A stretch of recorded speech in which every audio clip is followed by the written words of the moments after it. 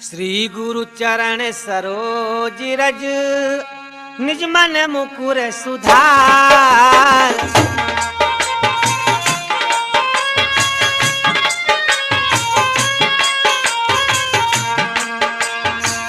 वर्ण रघुवर विमल यस जो दायक फल चार।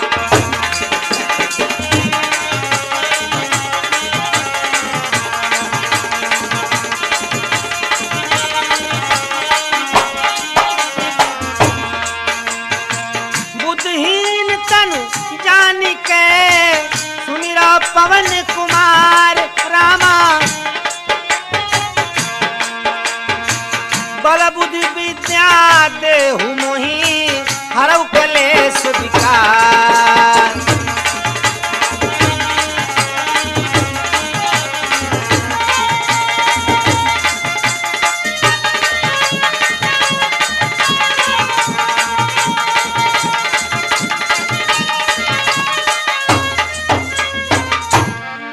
बोलिए कृष्णचंद्र भगवान की जय। बोलिए पवन पुत्र हनुमंत लाल की जय। हाँ, तो हमारे महावीरा कैसेट के सुनने वाले श्रोता प्रेमियों, ये महाभारत की पूरी कथा का सीरियल का तीसरा भाग चलने जा रहा है।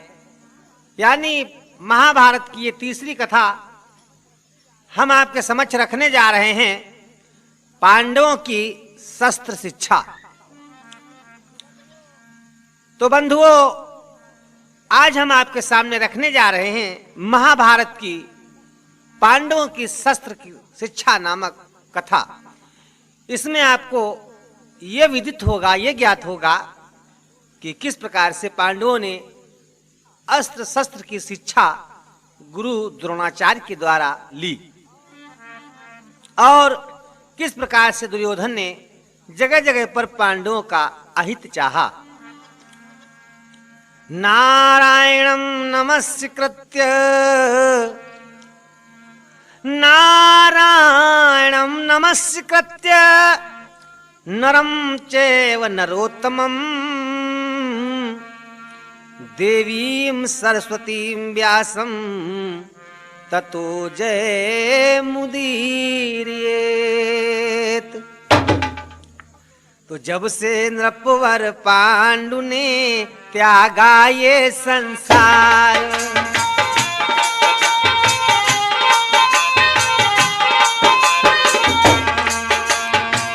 चिंतित से रहने लगे, चिंतित से रहने लगे, तब से गंग कुमार।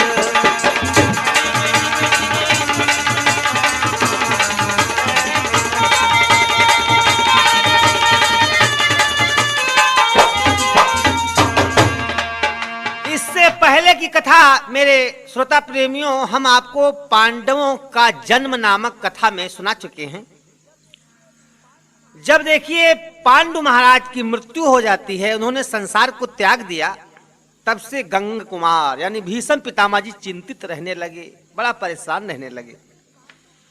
क्योंकि पांडु महाराज के मरते ही भारत की राजगद्दी जो है वो सूनी दिखाई पड़ने लगी।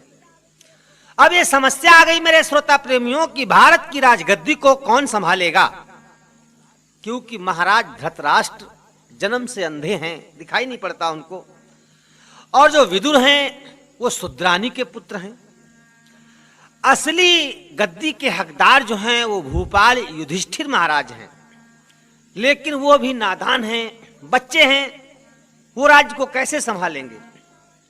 और भीष्म पितामह जी ये प्रतिज्ञा कर चुके हैं कि मैं आजीवन राज्य नहीं करूंगा, राजगद्दी पर नहीं बैठूंगा, क्योंकि असली क्षत्रिय थे, अपने प्रण को पूरा करना जानते थे, निभाते थे।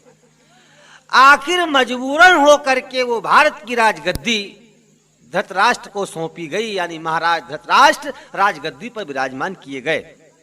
और साथ में ये शर्त रखी गई कि जब तक युधिष्ठिर बालिक नहीं हो जाते, राज संभालने के काबिल नहीं हो जाते, तब तक गद्दी धृतराष्ट्र के हाथों में रहेगी। और जिस दिन ये गद्दी के योग्य हो जाएंगे या ऐसा समझा जाएगा कि ये गद्दी संभाल सकते हैं, उस दिन धृतराष्ट्र से गद्दी लेकर के, और वो जो गद्दी है वो महाराज युधिष्ठिर को दे दी जाएगी। उसको भूपाल बनाने का जब योग्य समझ हम पावेंगे, तब धृतराष्ट्र से वापिस ले कुलराज उसे दिलवाएंगे।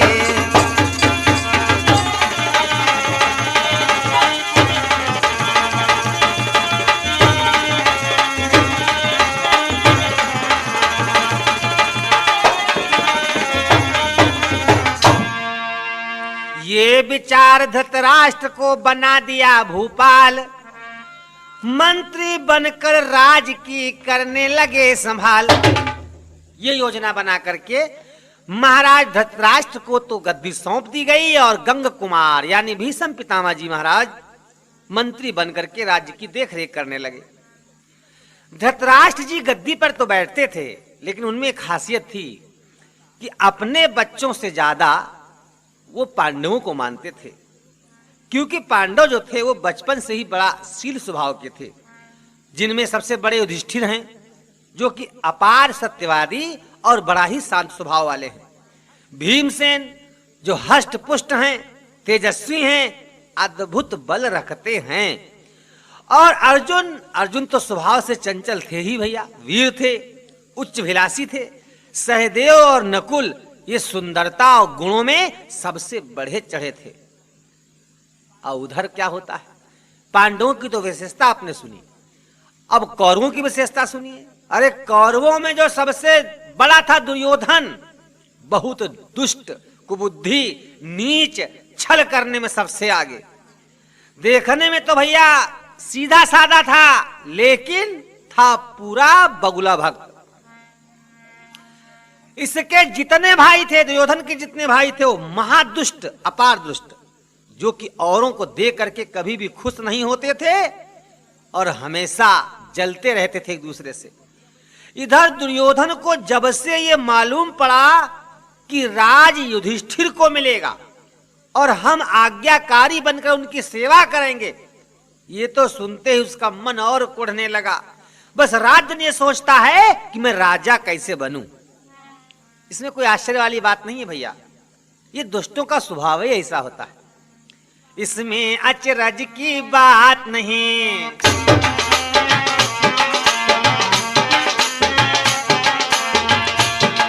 इसमें अचरज की बात नहीं, दुर्जन ऐसे ही होते हैं।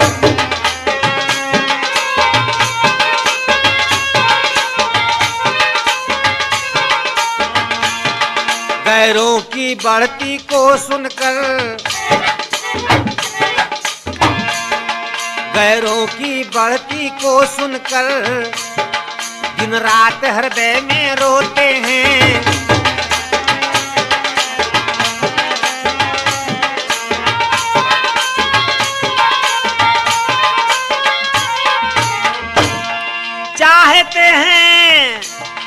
चाहते हैं कि बस हम ही जग में सब लोगों से आदर पावें। धनवान गुणी ज्ञानी नर को छल द्वारा नीचा दिखलावें।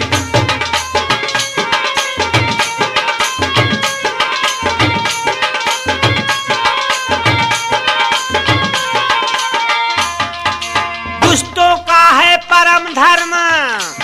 दुष्ट लोगों का परम धर्म क्या है भैया श्रोता प्रेमियों? दुष्टों का है तो परम धर्म ही बिन बात गैर से बैर करें।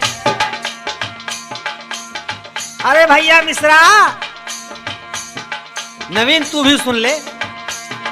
दुष्टों का परम धर्म है ये, बिन बात गैर से बैर करें। जो करे भलाई इनके संग उसके ही सिर हथियार धरें।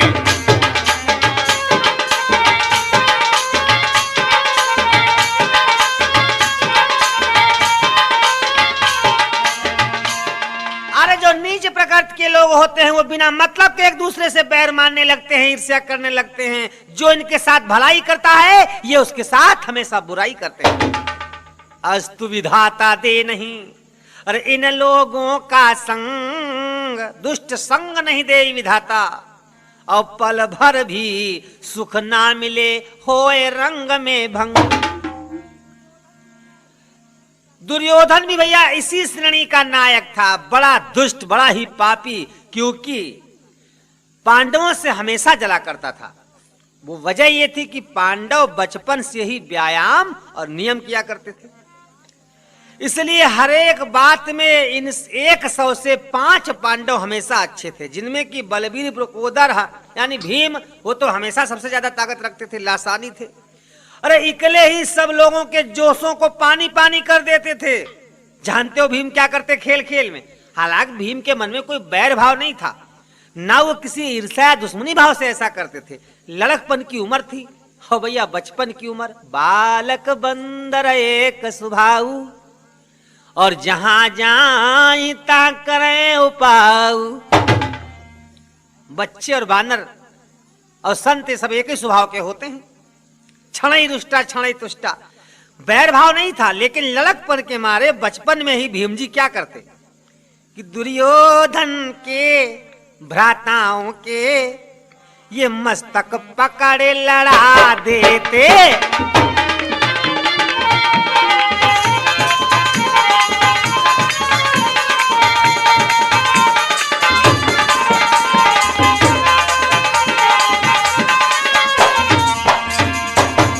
कभी बाल पकड़ो धक्का देकर, कभी बाल पकड़ धक्का देकर उनको भूमि पे गिरा देते।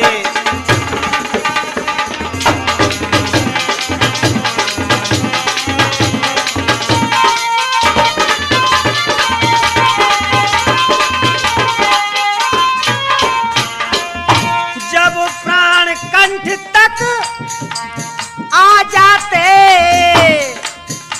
मिश्रा, तब इन्हें छोड़िए देते थे। अरे इस तरह तमाम कौरवों की नाकों में दम भर देते थे।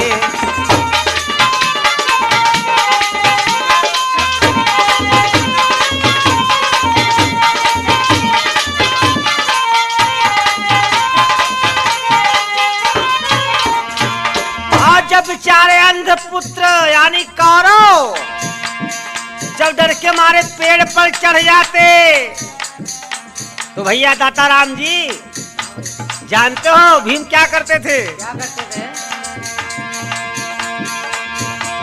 इनसे घबरा कर अंधपुत्र जब तरु के ऊपर चढ़ जाते, अरे वाह क्या करते हैं भीम जी? तब भीम काय श्री भीमसेन धक्का दे वृक्ष हिला देते।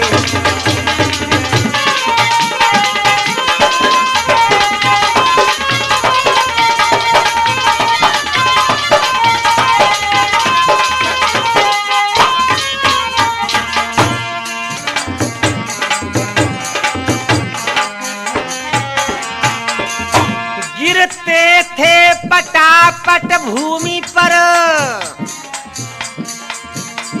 अरे जब भैया भीम कस के वृक्ष को हिलाते तो सारे कौरव पटापट पटापट करके जमीन पर गिरने लगते। गिरते थे पटापट भूमि पर, खा चोट तो सब चिल्लाते थे। अरे ये दृश्य देख दुर्योधन बस मन में तो जलते जाते थे।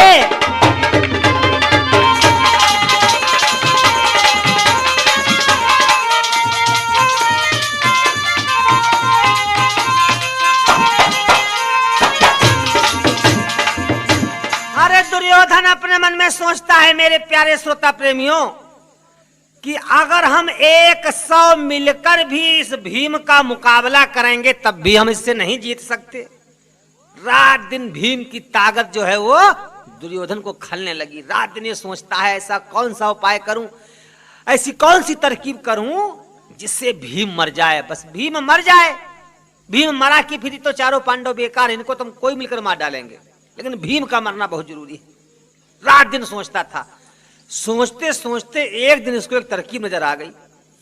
तरकीब जब आई इसको नजर, तो मन में बड़ा खुश हुआ। फौरन गंगा के तट के ऊपर जाकर एक सुंदर मंडप बनवाता है और उसमें बड़ा ही सुंदर व्यवस्था करवाता है। सारा खाने पीने का प्रबंध जो है वहां पर खुशी के साथ करवाता है।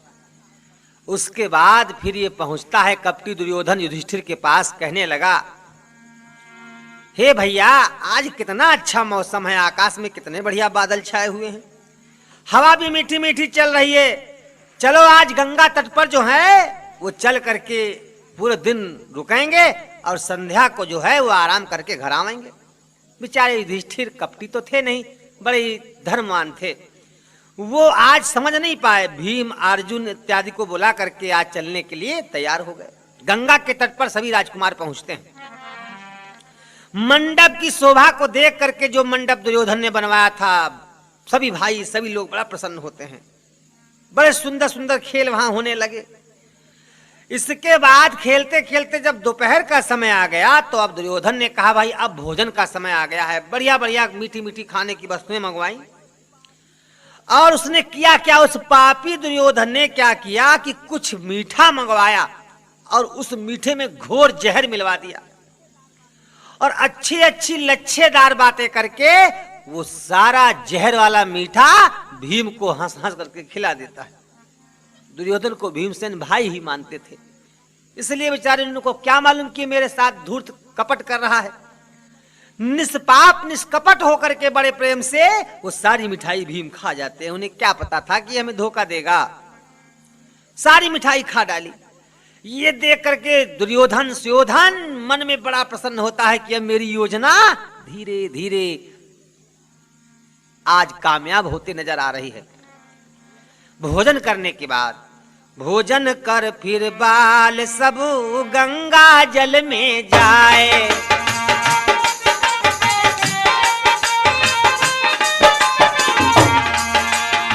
जल विहार करने लगे मन में अति हर्षाए।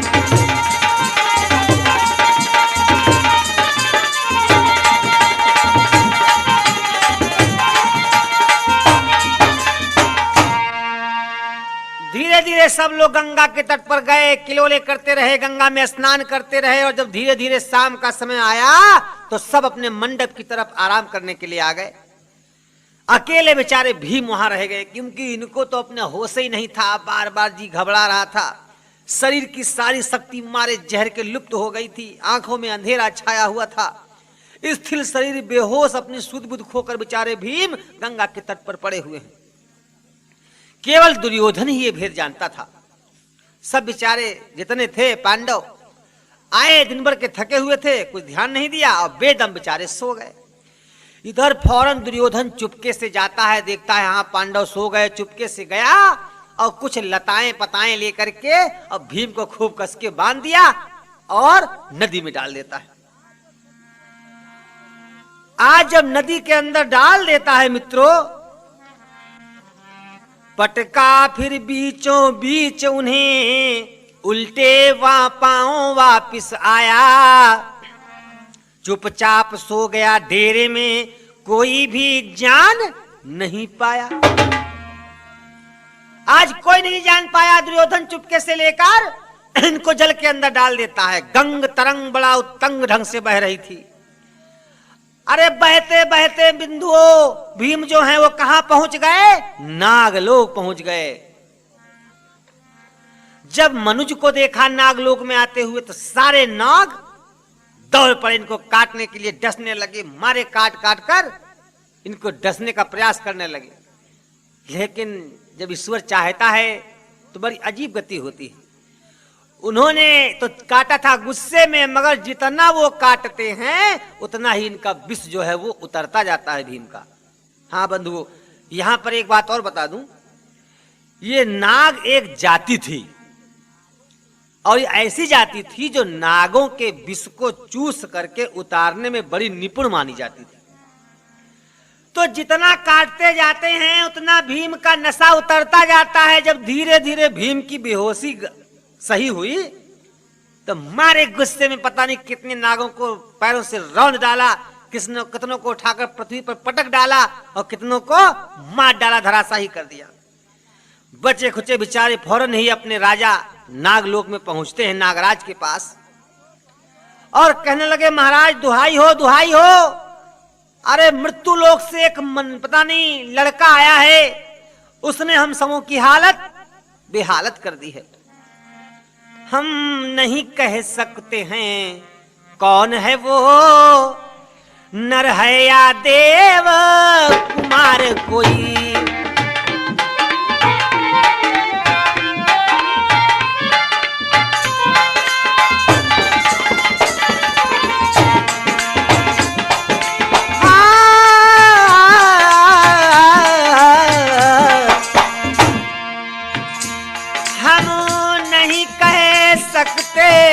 कौन है वो, नर है या देव कुमार कोई, अन्यथा किन्नर गंधर्वों के कुल का है होनहार कोई।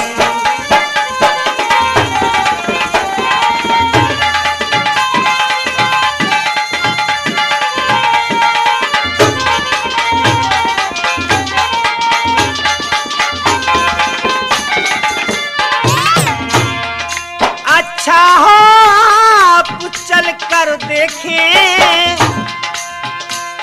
पूछें कारण यहाँ आने का, आपका तो भय है उसके ढिंग जाने में जी न सू जाने का।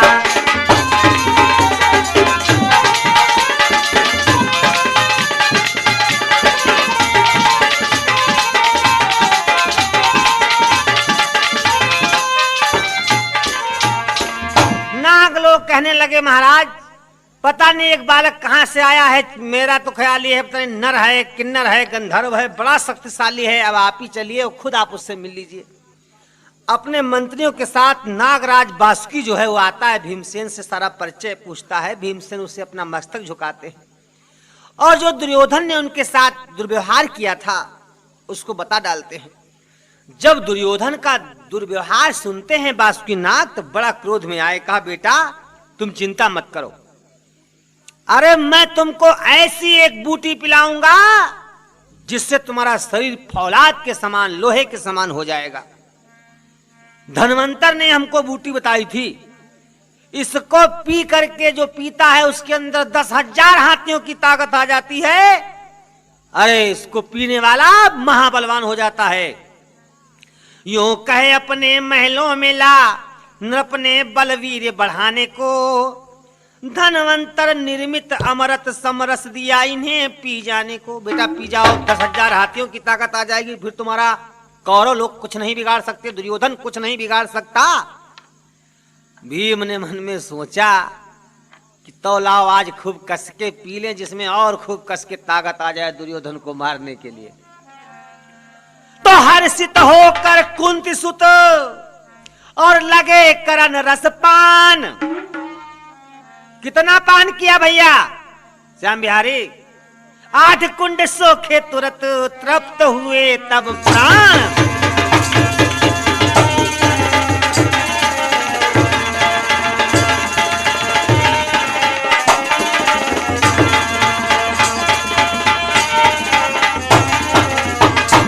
लख ऐसा बल भीम का गए भूप चकराए, वीरवर को दर नाम तब दिया इन्हें हर साए।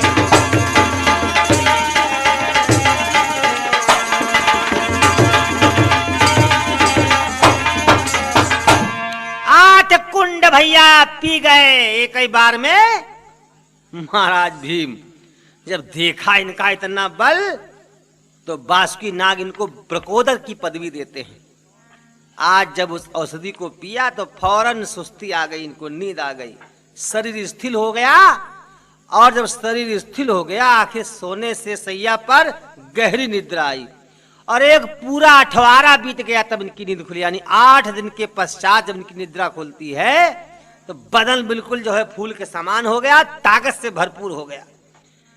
बासुकी नाग जो है इनसे कहने लगे, बेटा अब कोई डर की बात नहीं है और तुम कतई घबराओ नहीं, अब जाओ, सुस्ती तुम्हारी मिट गई, गंगा जल में स्नान करो और तुम्हारे घर वाले बड़ा चिंता कर रहे होंगे, फौरन आप घर के लिए प्रस्थान करो। न्याय धोए कपड़े बदल करके अति सम्मान पा करके और हस्तिनापुर की ओर भीम चल दिए। और इधर देखो भैया, जब पांडव बेचारे जागे और अपने बीच में जब उन्होंने भीम को नहीं देखा और उधर देखा एक बार अर्जुन ने कि जो दुर्योधन है मुस्कुरा रहा है, अब तो सब बेचारे घबराने लगे कि हमारे बीच में भीम कहां चले गए। किसी ने कहा हम लोग तो चले आए थे, यहां सो गए थे, किसी ने कहा नहीं भाई गंगा तट पर शायद छूट गए थे। लेकिन अर्जुन के मन में शक आ गया कि ये दुर्योधन की जो नजर है कपटी की, ये कुछ सही नहीं मालूम पड़ती है। लगता है भैया पर कोई अत्याचार हुआ है, हो सकता है भाई के प्राण रह नहीं गए हैं। लेकिन कुछ भाइयों ने कहा नहीं चलो, क्या पता भीम हमसे चकमा देने के लिए हमसे पहले घर निकल गए हों। बेचारे आज घर पहुंचे, जाते जाते अपनी माता से पूछने लगे, कुंती से, जाते ही माता से पूछा,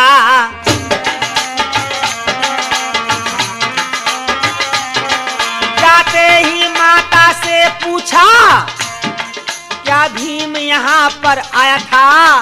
हे मैया, वो कल संध्या से तुमको लख हम सब चित्त घबराया था।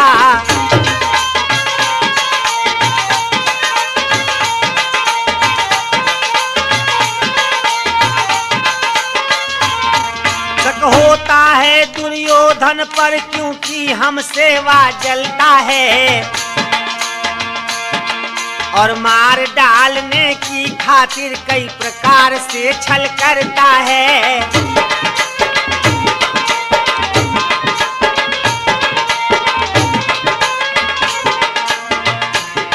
जाते जाते माँ से पूछा, माता क्या भीम यहाँ आया था। माँ ने कहा नहीं बेटा, यहाँ तो नहीं आया। सुनते ही अर्जुन का संदेह पक्का हो गया कि अब दुर्योधन की कोई चाल जरूर है। घबरा गई माँ कुंती, फौरन ही विदुर को बुलाती है, भीम के गुम हो जाने का सारा किस्सा समझाती है और कहा जब देखो तब दुर्योधन हंसी उड़ाता था, मुझे चिंता हो रही है कि लगता है मेरा बालक इस संसार में जीवित नहीं है। विदुर कहने लगे, हे माता आप चिंता ना करो, अरे हमको महाराज व्यास ने बताया है दुर्योधन लाख बुरा चाहे तो क्या होता है।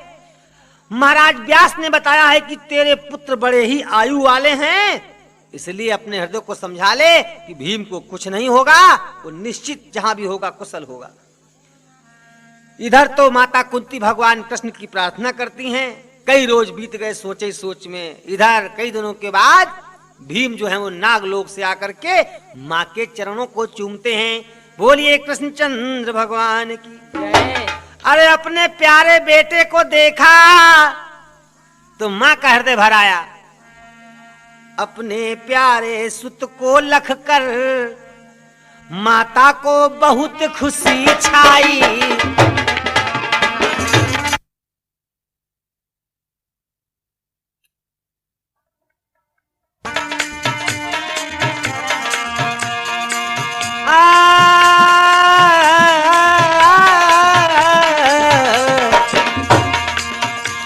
भ्राताओं ने भी भ्रात से मिल सब अपनी विपदा बिसराई।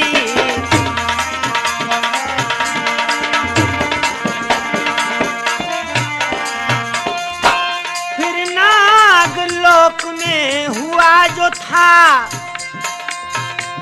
सभी उसे भीम ने सुना दिया।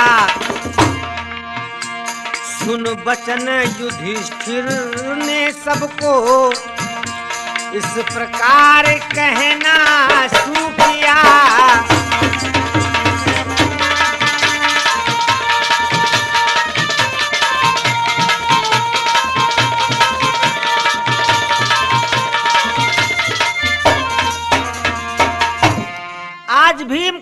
माता कुंती ने देखा तो अपार प्रसन्नता से भर गई। उसके बाद भीम अपने सभी भाइयों से मिलते हैं और नागलोक में जो भी सारी कथा हुई थी वो सब बताते हैं। सुनकर सब भाई बड़ा प्रसन्न होते हैं। युधिष्ठिर ने कहा, बेटा भैया भीम, ये बात अपने ही मन में रखना, कभी भी दुश्मनों को यानी कौरवों को ये मालूम ना पड़ जाए, जाहिर मत करना। इस प्रकार से दिन प्रतिदिन पांडव लोग जो हैं अपनी उनकी कीर्ति बढ़ती जा रही है। धीरे धीरे जब जब सब युवा हो गए थोड़ा सा, तो अब गंगा पुत्र यानी भीष्म जी अपने मन में विचार करने लगे कि अब सारे राजकुमार होशियार हो गए हैं, अब इनको क्षत्रिय धर्म सिखलाने के लिए, अस्त्र शस्त्रों की शिक्षा देने के लिए कोई विद्वान मिल जाए तो बड़ा अच्छा है। दिन प्रतिदिन कोई ऐसा होशियार ब्राह्मण ढूंढ रहे थे जो तेजस्वी हो, ज्ञानी हो, बली हो, उत्तम वंश में उत्पन्न हुआ हो।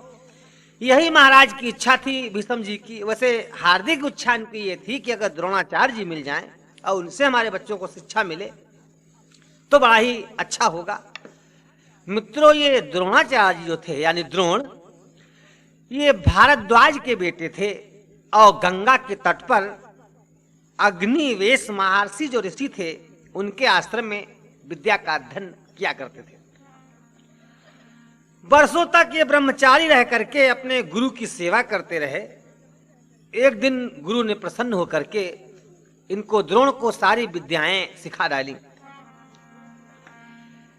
जिस समय द्रोणाचार्य जी अपने अग्निवेश गुरु के आश्रम में पढ़ते थे तो वहां पर पंचाल नरेश के जो पुत्र द्रुपद थे वो भी पढ़ते थे। और अक्सर बच्चे जब पढ़ते हैं तो दोस्त बन जाते हैं आपस में कई बच्चे। तो रात दिन निकट रहने के कारण द्रुपद में और द्रोण में बड़ी गहरी मित्रता हो गई। एक दिन द्रुपद जो है प्रसन्न होकर के द्रोणाचार्य से कहने लगा, क्या कहता है कि एक रोज द्रुपद ने कहा इन्हें, इसलिए लोग कहते हैं कि जो भी आप बोलें बड़ा सोच समझ कर बोलें और उतना ही बोलें जितना निभा सकें। जब निभा ना सकें तो नहीं बोलना चाहिए। देखिए क्या बोल रहे हैं एक दिन द्रुपद अपने मित्र द्रोणाचार्य से।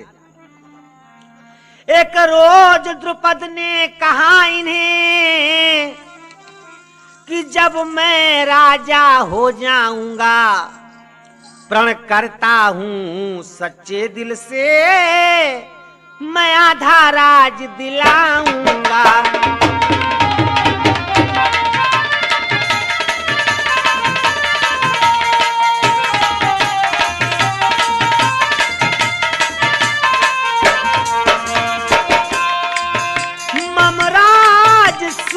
ऐश्वर्य विभव जो है वो तुम्हारा ही जानो,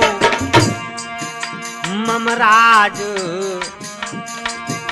तन मन धन से हे द्रोण मुझे अपना तो सत्य सखा जानो।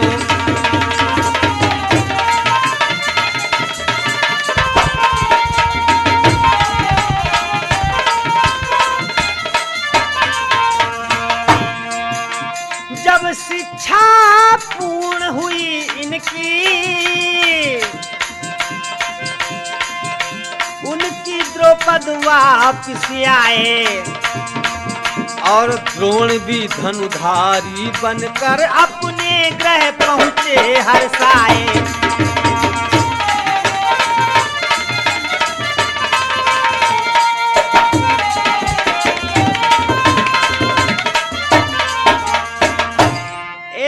द्रुपद ने कहा द्रोणाचार्य से कि ऐ मित्र, मैं तुमसे वादा करता हूं कि जिस दिन मैं राजा हो जाऊंगा उस दिन मैं तुमको आधा राज्य दे दूंगा। आज से तुम मुझे अपना परम सखा समझो। इस प्रकार से वादा किया। जब गुरु के यहाँ सारी शिक्षा पूरी हो गई तो द्रुपद तो अपने घर में आ गए और द्रोणाचार्य धनुर्धारी बनकर के बहुत विकराल अपने घर में आ गए। एक गौतम ऋषि की बेटी थी जिसका नाम था कृपि। कृपि बड़ा ही सुशील और गुणवान थी। पिता की आज्ञा से द्रोण का विवाह गौतम की कन्या कृपि से हो गया और ईश्वर की कृपा से कुछ दिनों के बाद द्रोण के सुंदर पुत्र उत्पन्न हुआ। उसका नाम रखा गया अश्वत्थामा। अश्वत्थामा मित्रों जो पुत्र है, महाराज के यहाँ बड़ा ही प्यारा पुत्र उत्पन्न होता है द्रोणाचार्य जी के यहाँ। लख करके इस बेटे को माता पिता खुशी से फूले नहीं समाते। लेकिन किस्मत बड़ी अजीब चीज है। जब थोड़े दिन बीत गए तो जानते हो क्या हुआ? पर कुछ दिन में बदकिस्मत से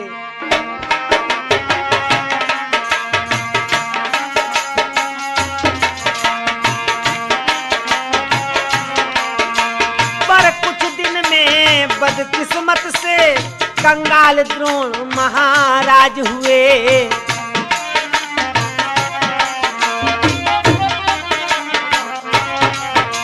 दाने दाने की फिक्र पड़ी, भोजन तक को मोहताज हुए।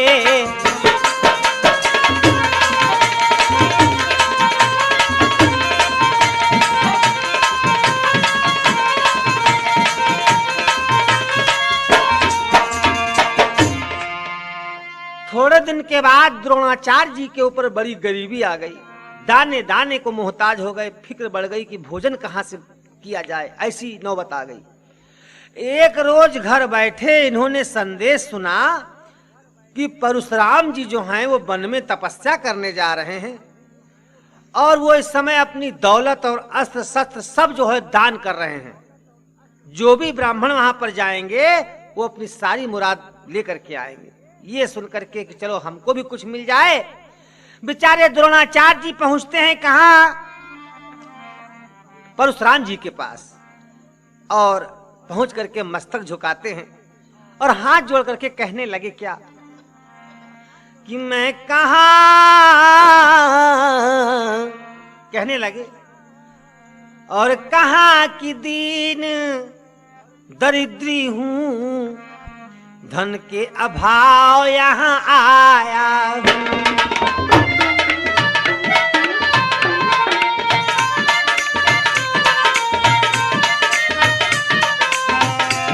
चाहता हूं अतुलित द्रव्य प्रभो, कर दया देह दुख पाया हूं।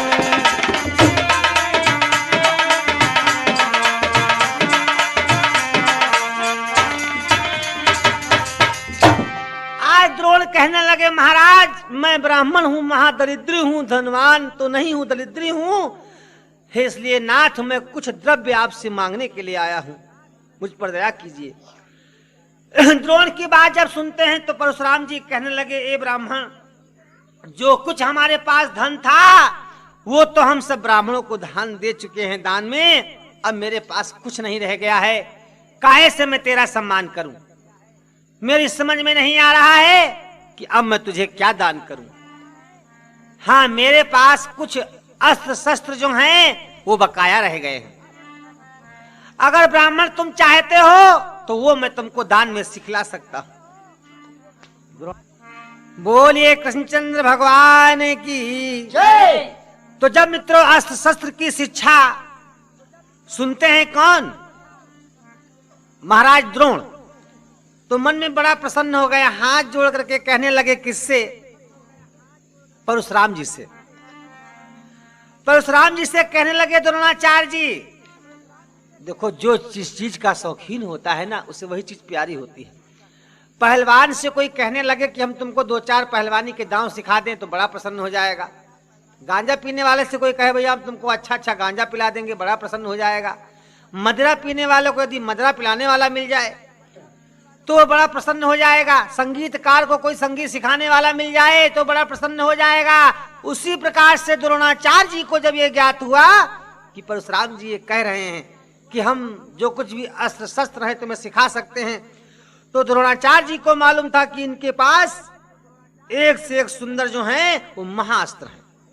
हाथ जोड़कर कहने लगे क्या कि धनुर्वेद में वर्णित शस्त्र सभी महाराज कृपा कर सिखलाओ, मेरी ऐसी ही इच्छा है लख मोहि दीन प्रभु अपनाओ।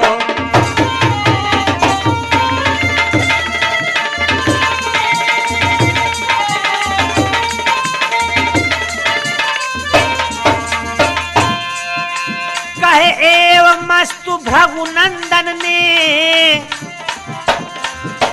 सब अस्त्र शस्त्र बतलाए दिए, अपने समबलवानी योद्धा भूमि पर द्रोण बनाए दिए।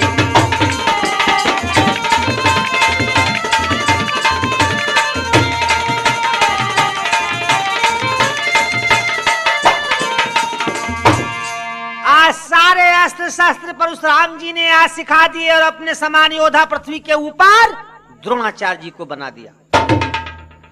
हाँ मित्रों, महावीरा कैसेट के सुनने वाले श्रोता प्रेमियों, याद रखें ये महाभारत की पावन कथा पांडवों की शस्त्र शिक्षा का पहला भाग चल रहा है। और बंधु आपको बता दूं, कभी आपको अपने यहाँ किसी उत्सव में मुझे बुलाना हो या किसी प्रकार का भी पत्र व्यवहार करना हो तो आप हमारा पता नोट करें। नवीन कुमार मिश्रा द्वारा महावीरा कैसेट, पलिया कलां, जिला लखीमपुर खीरी, पिन कोड 262902। और मैं आपको फिर बता दूं कि अभी तक महावीरा कैसेट से ही हमारे सारे प्रोग्राम आप लोगों तक पहुंच रहे हैं। यानी पहले बजरंग कैसेट के द्वारा, मैक्स कैसेट के द्वारा, राठौर कैसेट के द्वारा आप लोगों तक प्रोग्राम पहुंच रहे थे, लेकिन अब इस वक्त महावीरा कैसेट पलिया कलां के द्वारा हमारे प्रोग्राम आप लोगों तक पहुंच रहे हैं। और महावीरा कैसेट के द्वारा अभी तक हमारे इतने प्रोग्राम आप लोगों तक पहुंच चुके हैं। भरत मिलाप, अहिल्या उद्धार, लवकुश संग्राम, दानी हरिश्चंद्र, नवीन भजन संग्रह का भाग 1 और भाग 2, आदर्श बदला, चंचल कुमारी, रावण वध, राम सुग्रीव मित्रता, पांडवों की शस्त्र शिक्षा, गंगा विवाह और पांडवों का जन्म। तो मित्रों, इन सभी कथाओं को सुनना ना भूलें। बोली रामचंद्र भगवान की जय। तो द्रोणाचार्य जी को आज परशुराम जी अपने समान पृथ्वी पर योद्धा बना देते हैं। श्री परशुराम की कृपा से हो गए द्रोण अति बलशाली।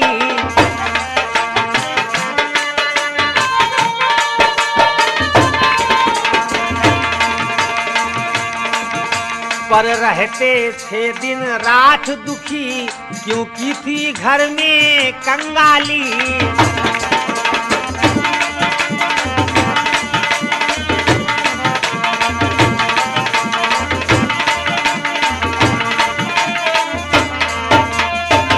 लेकिन वो नहीं चाहते थे धनियों की सेवा की जावे। उन अर्थ लोलुपों के हाथों अपनी इज्जत बेची जावे।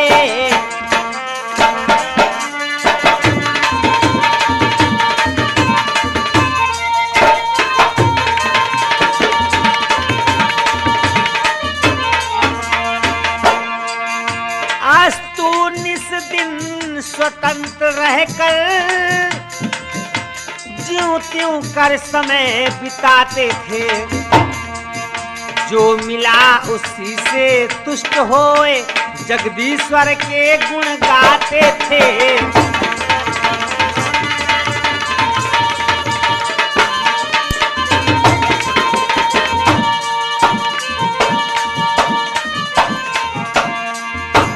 महाराज परशुराम की कृपा से इनको सारे अस्त्र शस्त्र तो मालूम पड़ गए, लेकिन बड़ा दुखी रहते थे। कौन? द्रोणाचार्य जी।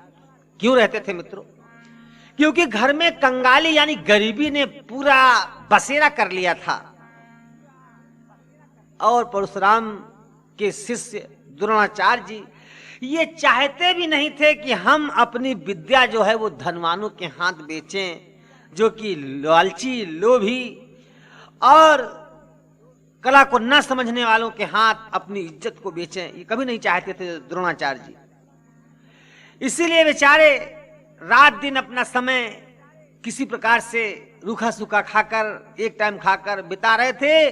मगर गुलामी की जिंदगी बिताना नहीं चाहते थे। एक रोज की बात है मित्रों, जानते हो क्या हुआ?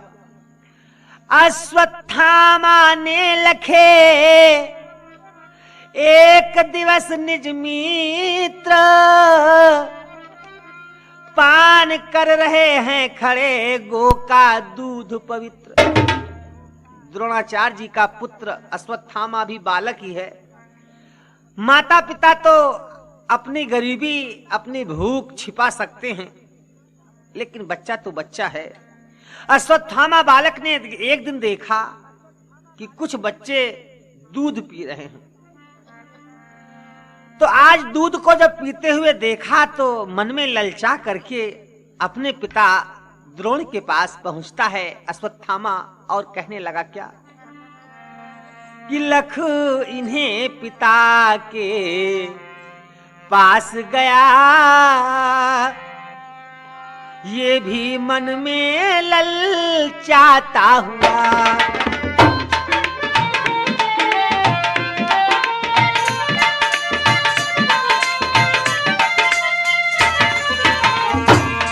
बोला मैं भी पीऊंगा, आँखों से आंसू गिराता हुआ।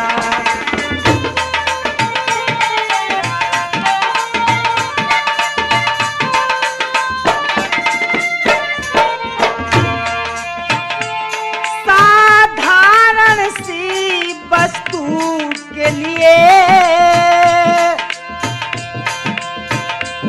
जब देखा सुत को रोते हुए,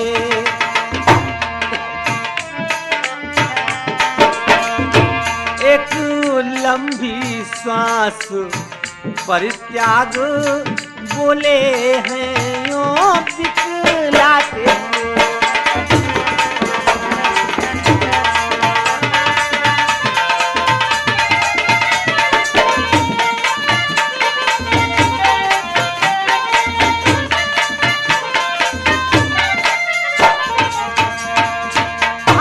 बच्चों को दूध पीते देख करके अश्वत्थामा बालक अपने पिता द्रोण के पास पहुंचता है कि ललचाता हुआ कहता है, हे पिता, अरे मेरी भी दूध पीने की इच्छा हो रही है। आंखों में उसके आंसू भरे हुए हैं, रो रो करके कहता है, अरे आज जब साधारण सी वस्तु के लिए बच्चे को रोते हुए देखा तो एक लंबी सांस खींचते हुए महाराज द्रोण कहने लगे व्याकुल होते हुए कि बाप तेरा कंगाल है,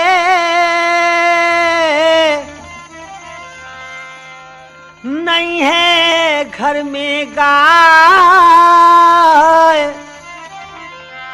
रोटी को मोहताज है और दूध कहां से लाए। हे बेटा, ये तेरा बाप बड़ा भागा है, कंगाल है, रोटी तक के तो लाले पड़े हैं। बेटा, ये बाप तेरे लिए दूध कहां से लाए? प्यारे बालक बस धीर धरो, बेटा अपना मन समझा लो।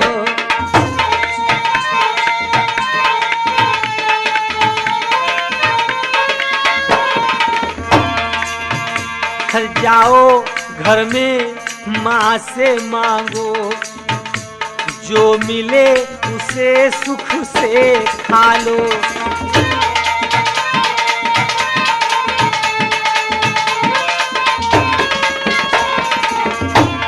धिक्कार है द्रोण हर दरिद्री को, जो इतना भी नहीं कर सकता, जो दुग्ध गोदुग्ध कहीं से ला करके बच्चों की पीड़ा हर सकता।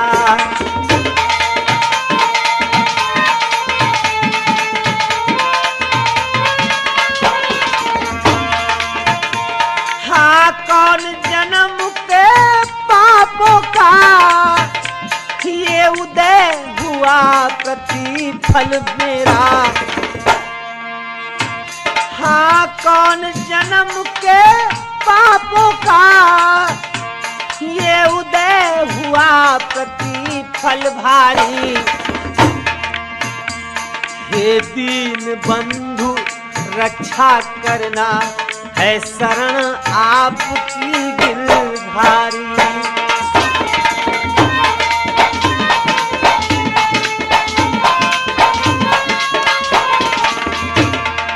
अरे बेटा धीरज रखो, तुम्हारा पिता मोहताज है, निर्धन है, रोटी के लाले पड़े हैं, दूध कहां से लाए? जाओ घर में जाओ, अपनी माँ से जो कुछ मांगो मिल जाए उससे ही खाकर बेटा भूख मिटा लो।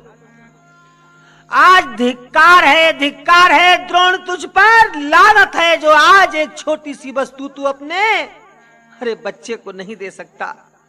हाय ईश्वर, अरे ये कौन जन्म का पाप है मेरा? हे दीन बंधु मेरी रक्षा करना, मैं आपकी शरण में हूं हे गिरधारी। वास्तव में सज्जनों, किसी ने कहा है कि मुफलिसी जिस घर में आकर, मुफलिसी जिस घर में आकर जब दरस दिखलाए है,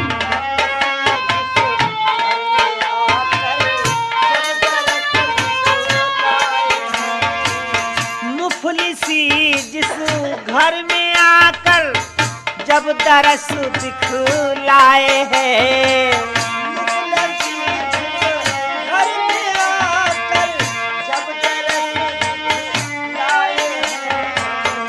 तो वहाँ का सुख सारा, तो वहाँ का सुख सारा एकदम नस जाए है।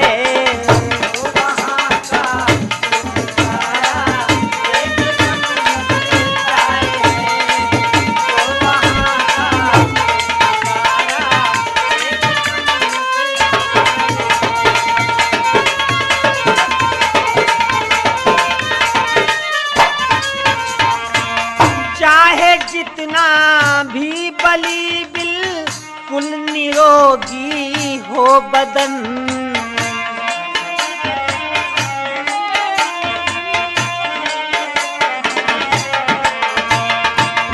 पर असर से इसके ये, पर असर से इसके ये बस रोग में दर्शाए है।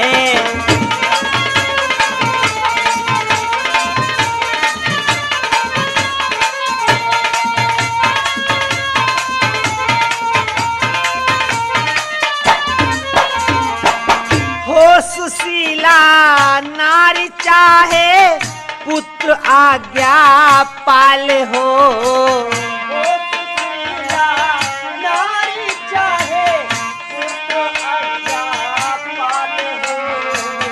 द्रव्य बिन लेकिन भवन, द्रव्य बिन लेकिन भवन सु नाही दृष्टि आए है।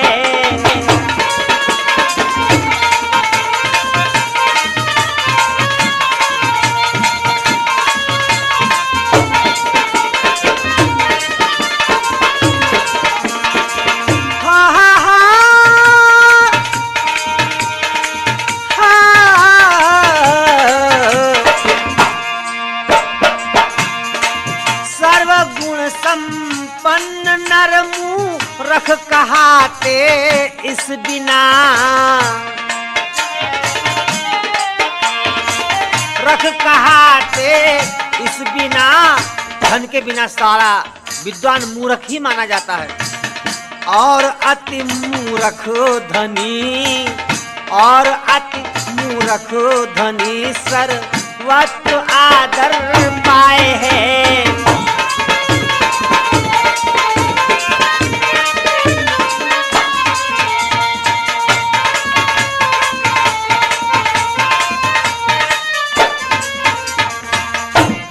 तो मेरे श्रोता प्रेमियों, द्रोणाचार्य जी ऐसा सोच रहे हैं, और उधर देखिए बेटा अश्वत्थामा फिर वहां पहुंच गया जहां पर बच्चे खेल रहे थे। लड़कों ने जानते हो अश्वत्थामा को चिढ़ाने के लिए क्या किया? लड़कों ने इसे चिढ़ाने को कुछ आटा जल में घोल दिया।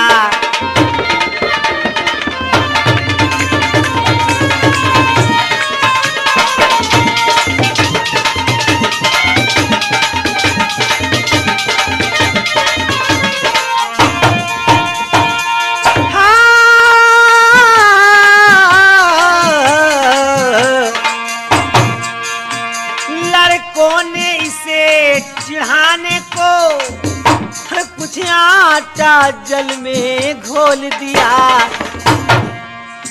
और दूध बता पीने के लिए लाकर अश्वत्थामा को दिया।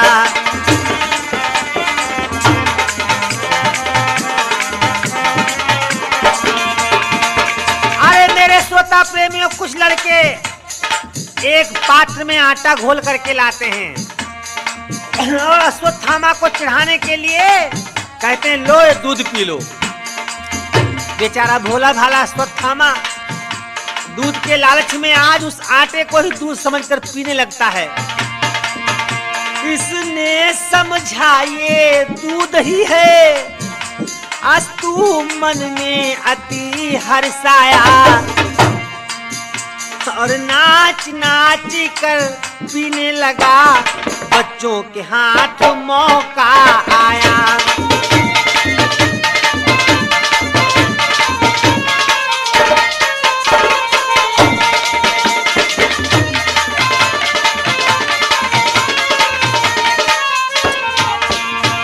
अरे बेचारा अश्वत्थामा आटे के घोल को ही दूध समझकर पीने लगा, नाच नाच करके।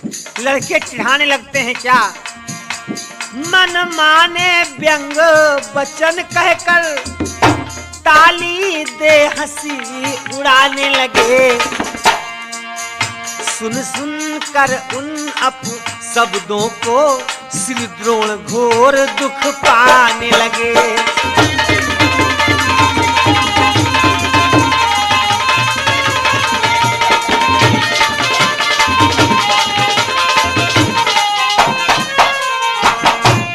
श्रोता भैया याद रखो, हा हा हा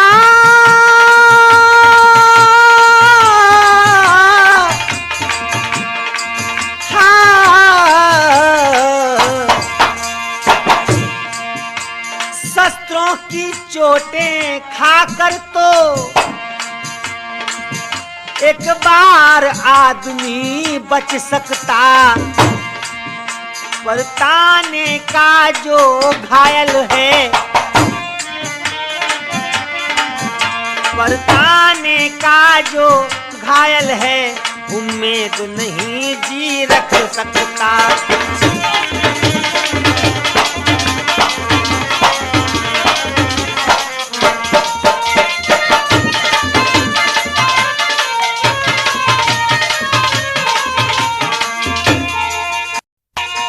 क्या करें सोच बस द्रोण हुए,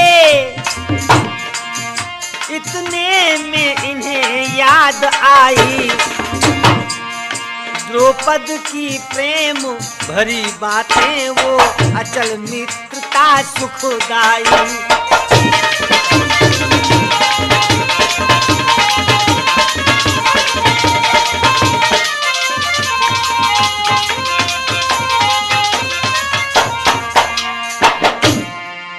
अरे आज मेरे भाइयों, शस्त्र से मारा हुआ व्यक्ति तो बच सकता है, लेकिन व्यंग बाण से घायल होकर के इंसान बड़ा ही अजीब जीवन हो जाता है उसका। द्रोण ने जब अपने बच्चे के साथ ये व्यंग देखा तो बड़ा दुखी हो गए। हे ईश्वर, मैं क्या करूं? तब तक ध्यान आ गया कि द्रुपद ने बचपन में मित्रता में हमसे वादा किया था कि जब हमको राज्य मिल जाएगा तो हम आधा राज्य तुम्हें दे देंगे। आज मौका अच्छा है, चलो द्रुपद के पास चलते हैं, आधा राज्य लेकर जीवन आराम से बिताते हैं। पहुंचे द्रोण जिस समय महाराज द्रुपद की सभा में, फौरन ही खड़ा होकर के कंधे से कंधा मिलाता है, स्वच्छ आसन देकर के अपने सिंहासन के बगल में बिठलाता है और घर का सब आने का हालचाल पूछने लगा, कारण पूछने लगा। कहा द्रोण ने अश्रु भर, अरे मित्र क्या बतलाऊं हाल, हुआ समय के फेर से दीन दुखी कंगाल। अरे मित्र द्रुपद क्या बताऊं, मेरा बड़ा गलत समय आ गया है। आ फंसा हूं मैं ऐसे चक्कर में, रहता घर सुख संपन्न नहीं।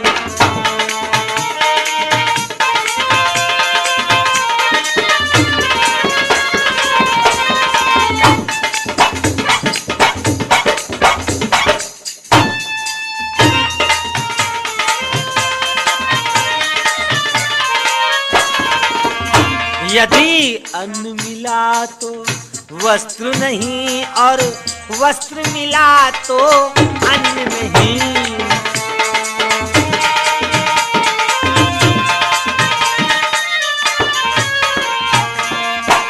जो साथी और पड़ोसी हैं वो मुझसे बात नहीं करते, कहीं मैं उनसे मांग न लूं, कहीं मैं उनसे कुछ मांग न लूं। अस्तु सुख दिखलाते डरते,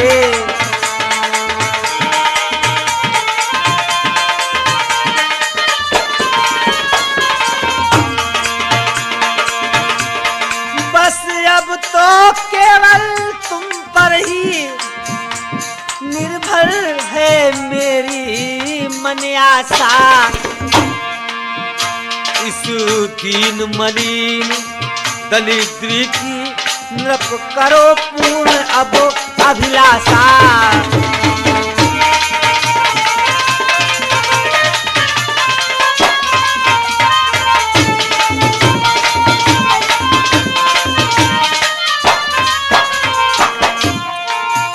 जो किया था प्रण बच्चेपन में, उसको पूरा भूपाल करो। है उसका उचित समय यही, दे आधा राज निहाल करो।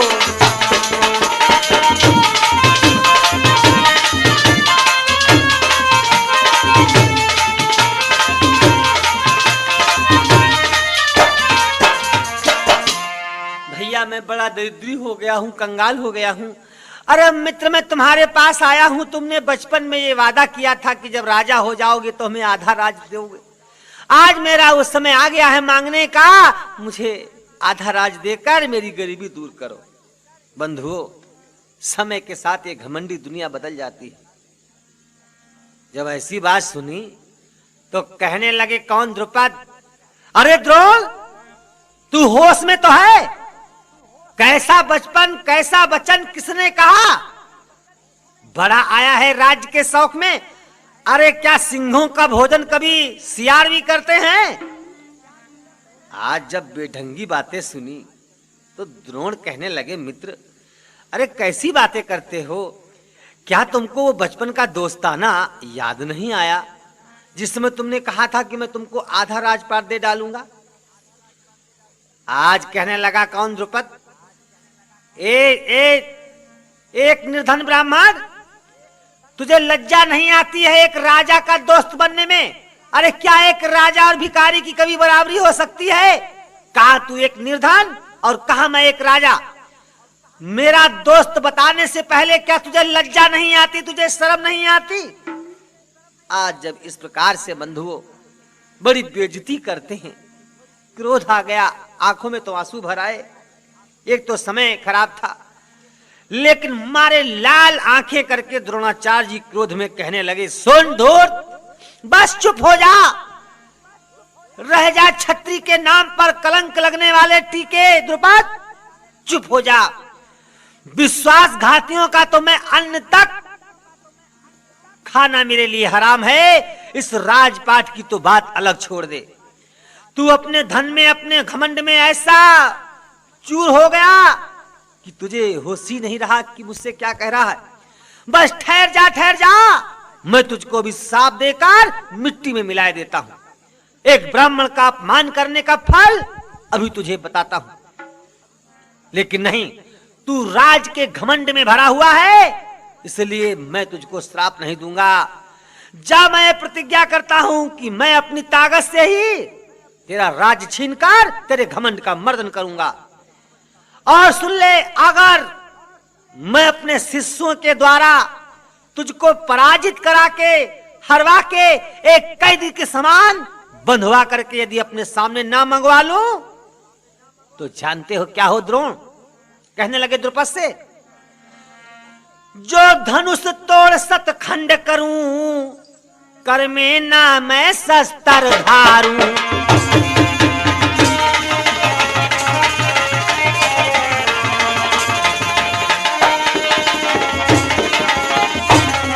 गज बस्ती को जंगल में जा, सन्यास आश्रम स्वीकारूं।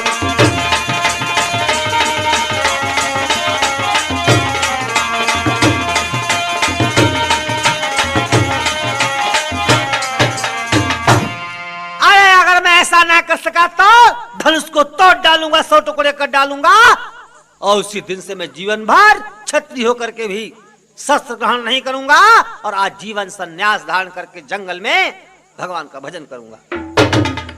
इतना कह करके द्रुपद के यहां से गुस्से में द्रोणाचार्य जी अपने होठों को चबाते हुए और वापिस हस्तिनापुर में आ गए। हस्तिनापुर में कृपाचार्य जी के पास गए। ये द्रोणाचार्य जी के रिश्ते में साले लगते थे। अस्तु यहां आकर ठहर गए। ये कृपाचार्य जी जो है, ये अपने बच्चों को शस्त्रों की शिक्षा देते थे और भीष्म महाराज से जो उनको धन मिलता था उसको पाकर के आनंद से अपना समय बिता रहे थे। आज जब हस्तिनापुर में आ गए तो रात दिन मन में सोच रहे हैं द्रोणाचार्य जी, हे ईश्वर, वो दिन कब आएगा जब मैं उस दुष्ट द्रौपद से अपने अपमान का बदला लूंगा।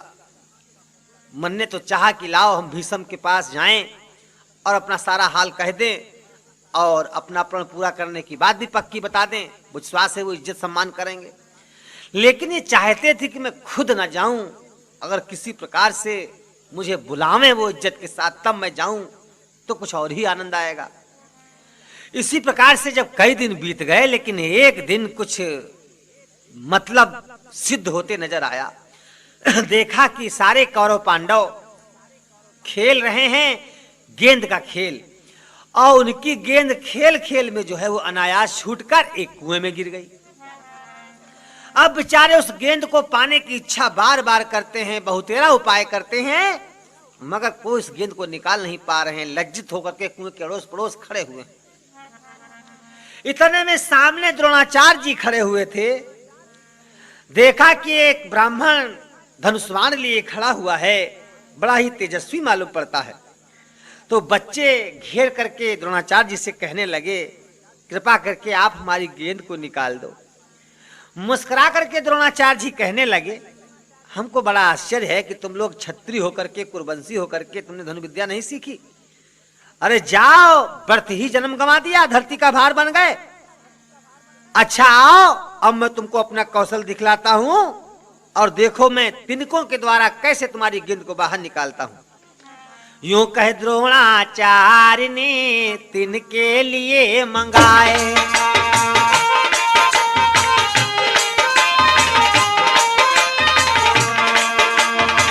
लगे सुलाने कूप में, लगे चलाने कूप में, भैया धनु पर उन्हें चढ़ाए।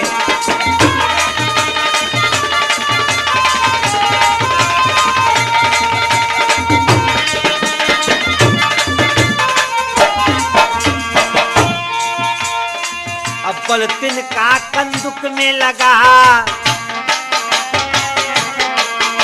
तो यम ने पहले को छेदा और तृतीय जमा दूसरे तो कर फिर चौथे ने इसको भेदा।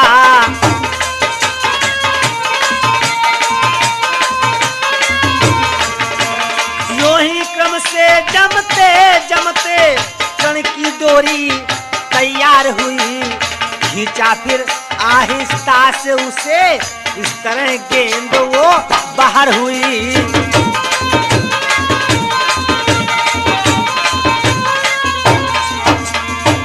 एक तिनके में दूसरा तिनका, दूसरे तिनके में तीसरा तिनका करके एक तिनके की डोरी बनाकर गेंद को बाहर निकाल लिया। सन्नाटे में आ गए सारे राजकुमार, भौचक से ठाड़े रहे। ये देख चमत्कार, सारे राजकुमार बड़ा चमत्कार को देखकर प्रसन्न होते हैं। फौरन अपना मस्तक झुका दिया और कहने लगे, वीरवर आप कौन हैं? धनुर्वेद के विशारद होकर के भी आप किस लिए दुखियों की तरह घूमते फिर रहे हैं? आपका शुभ नाम क्या है? आपका हस्तिनापुर में आने का कारण क्या है? कहाँ ठहरेंगे या क्या विचार है? कहाँ आप जा रहे हैं? कहा द्रोण ने भीष्म से, जाए कहो सब हाल, सुनकर सकल वृतांत वे चीन्हेंगे तत्काल। कहा बच्चों, जो हमने करिश्मा दिखाया है वो सारा भीष्म को बता दो, वो खुद समझ जाएंगे कि हम कौन हैं। मारे प्रसन्नता से भरे हुए राजकुमारों ने भीष्म से जाकर सारी कथा कह डाली। सुनते ही जान लिया भीष्म पितामह जी ने कि और कोई नहीं, ब्राह्मण द्रोणाचार्य धनुर्धारी ही हो सकते हैं।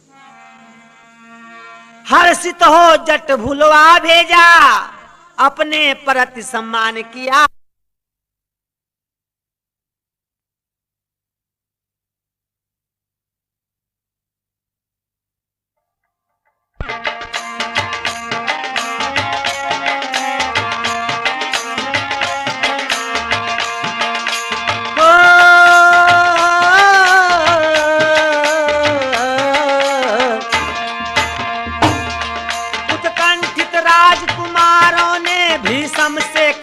कही सारी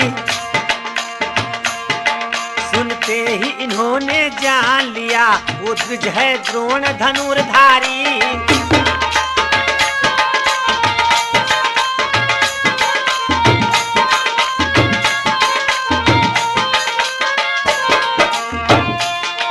हर्षित हो जट बुलवा भेजा, आने पर अति सम्मान किया। उठ सादर गले लगाने को इनको आसन तो प्रदान किया।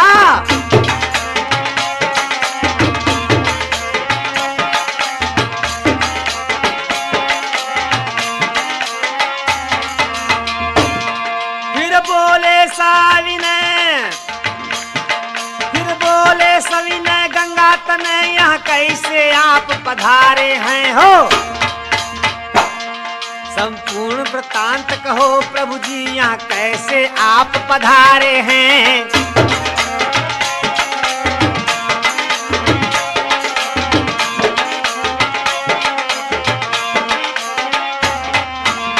और भीष्म महाराज द्रोण जी से कहते हैं स्वच्छ आसन देकर कि महाराज हमारा सौभाग्य खुल गया जो आप हमारे यहाँ आए, लेकिन आप अपने आने का कारण तो बताइए।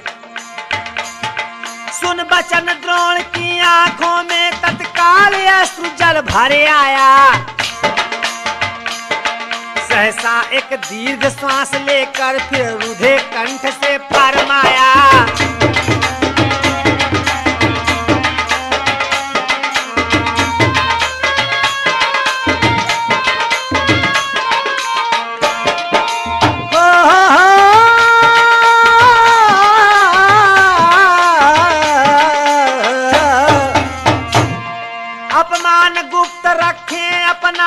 भीष्म नीति ये कहती है, मगर पर कहता हूँ क्योंकि तबीयत बिन कहे न हल्की होती है।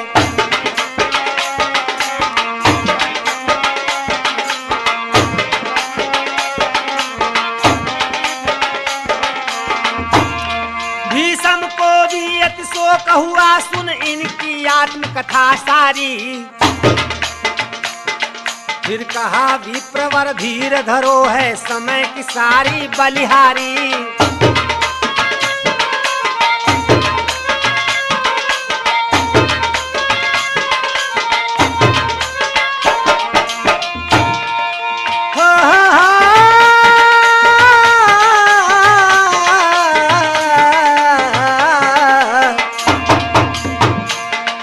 ज्यों दिन मुदने पर निस होती, फिर निस नस कर दिन आता है।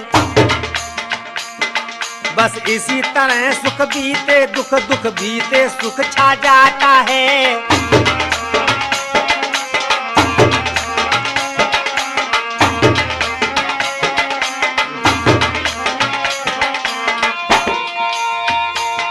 मम बिनय मान धन डोर खोल,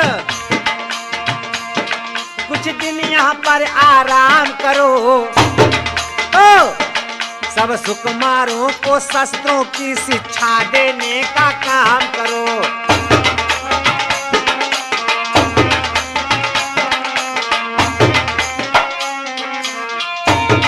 तब चरण कमल के दर्शन पा मुनराई हम कृतकार्य हुए।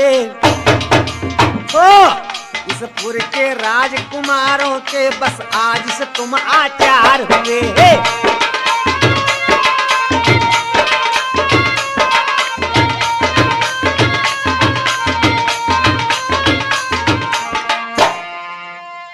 अरे आज मेरे श्रोता प्रेमियों, जब द्रोणाचार्य जी अपनी सारी दुख भरी कहानी सुनाते हैं तो भीष्म जी को बड़ा दुख हुआ और कहने लगे महाराज आप चिंता ना करें, सुख और दुख ये तो जीवन के पहलू हैं। जब पहले सुख होता है तो दुख आता है, जब दुख होता है तो सुख आता है। लेकिन हमारी अभिलाषा है कि आप यहीं पर आराम करें और हमारे जो बच्चे हैं कौरव और पांडव, इनको आप अपनी अस्त्र शस्त्र की सारी शिक्षाएं प्रदान करें, ये हमारा जीवन का सौभाग्य होगा। उसी दिन से बंधुओं द्रोणाचार्य जी हस्तिनापुर में रहने लगे और एक सुंदर मुहूर्त निकलवा करके उस दिन सारे शिष्यों को बुलवा करके बड़े प्रेम से सब शिष्यों से कौरवों पांडवों से एक सवाल करते हैं द्रोणाचार्य जी कि बेटा हम ये वादा करते हैं कि हम सभी अपने शिष्यों को अस्त्र शस्त्र की विद्याओं में पारंगत बना देंगे, सारी धनुष की विद्याएं सिखा देंगे, दुनिया में सबसे बलशाली तुम्हें बना देंगे। लेकिन बेटा एक बात बताओ, पर बोलो जब धनुर्वेद में तुम सब तरह निपुण हो जाओगे, तब मेरी एक अभिलाष पूर्ण कर दोगे या नट जाओगे। लेकिन बच्चों जब तुम धनुष विद्या में परिपूर्ण हो जाओगे तब एक मेरी इच्छा है, उसे पूरी करोगे या नहीं करोगे। ये बात सुनकर सभी राजकुमार चुप रहे, लेकिन अर्जुन खुशी से खड़े हो गए और स्वीकार किया कि गुरुदेव हम ये वादा करते हैं, बोले जो कुछ इच्छा होगी पूरी करके दिखलाऊंगा, चाहे कितना भी श्रम होवे पीछे नहीं कदम हटाऊंगा। गुरुजी जो भी आपकी प्रतिज्ञा होगी पूरी करूंगा, चाहे मुझे कितना कठिन परिश्रम क्यों ना करना पड़े, लेकिन मैं अपना कदम पीछे नहीं हटाऊंगा। आज अपने शिष्य का उत्साह देख करके आनंद में भर आए गुरु द्रोणाचार्य, उत्साह से अपने कलेजे से लगा लिया कि ऐ मेरी भावी आशा, तू चिरंजीव रहो, संसार में लंबी आयु ईश्वर तुझे दे। फिर सभी शिष्यों से कहा कि तुम लोग एकाग्रचित्त होकर के जो धनुर्वेद के इष्ट हैं उन भगवान शंकर का ध्यान करो, और सबको शिक्षा देने लगे, ज्ञान देने लगे। क्या ऐ मेरे होनहार शिष्यों, देखना देश की तुम शान गंवाना न कभी, देखना देश की तुम शान गंवाना न कभी, देखना देश की तुम शान गंवाना न कभी।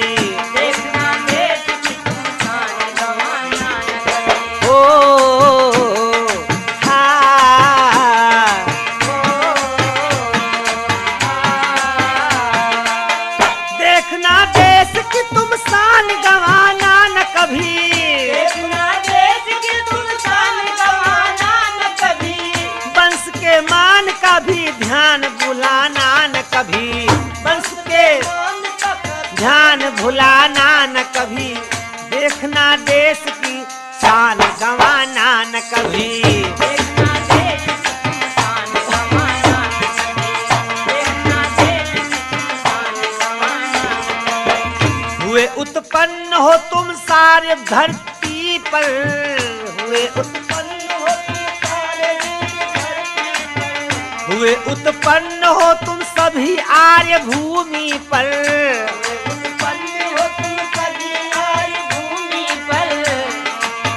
अस्तु आपस में सुतो लड़ना लड़ाना न कभी, अस्तु आपस में सुतो लड़ना लड़ाना न कभी। हा हा हा हा हा हा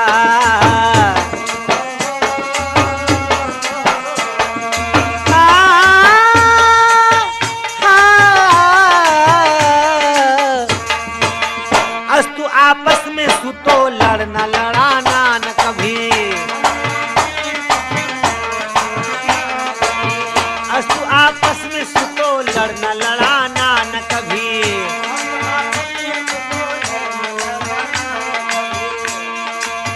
छत्री हो छत्री के कर्तव्य का पालन करना,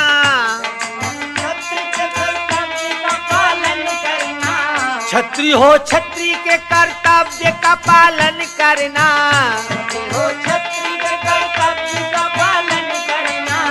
आर्य पुरुषों का लहू व्यर्थ बनाना न कभी।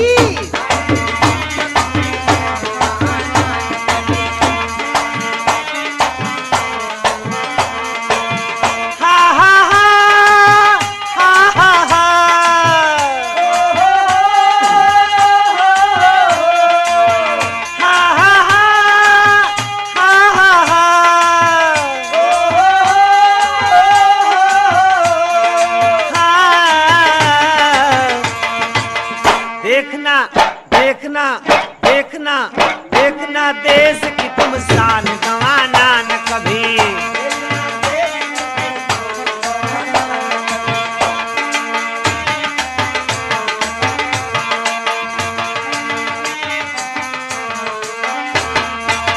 रखना निज धर्म पे विश्वास अटल जीवन भर, रखना निज धर्म पर विश्वास अटल जीवन भर, करना इन बातों के पालन में बढ़ाना न कभी, करना इन बातों के पालन में बहाना न कभी।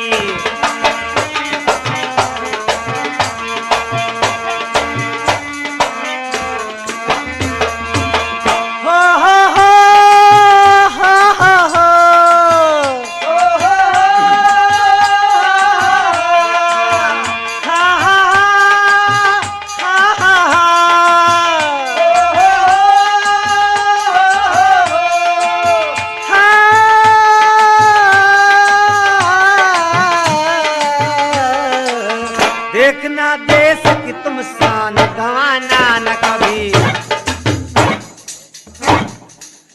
देखना देश की तुम शान गंवाना न कभी।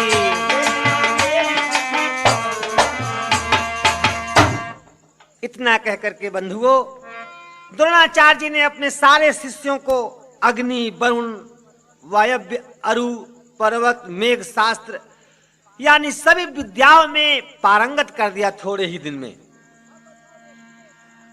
अब बंधुओं देखिए कौन कौन शिष्य किस किस चीज में अति उत्तम शिक्षा प्राप्त करता है। कुछ दिन में तीर चलाने में अर्जुन सबसे उत्तम निकले, बस इनकी टक्कर के लायक केवल श्री कर्ण हुए निकले। धनुष विद्या में सबसे बढ़िया अर्जुन निकले और अर्जुन की टक्कर लेने वाले केवल कर्ण निकले सूतपुत्र। भुज बल में वीर ब्रकोदर ने सबसे उत्तम पदवी पाई, योग्यता गदा संचालन में बस दुर्योधन ने दिखलाई। भीम ब्रकोदर ये गदा चलाने में सबसे उत्तम निकले और इनकी बराबरी करने वाले केवल दुर्योधन निकले।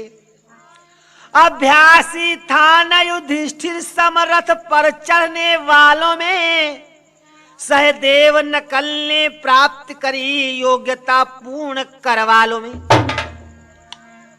युधिष्ठिर के बराबर रथ संचालन की लड़ाई में कोई आगे नहीं निकल पाया और सहदेव और नकुल ने तलवार चलाने में सबसे ज्यादा योग्यता प्राप्त हो गए। चतुर पितु शिक्षा से सब शस्त्रों में अश्वत्थामा।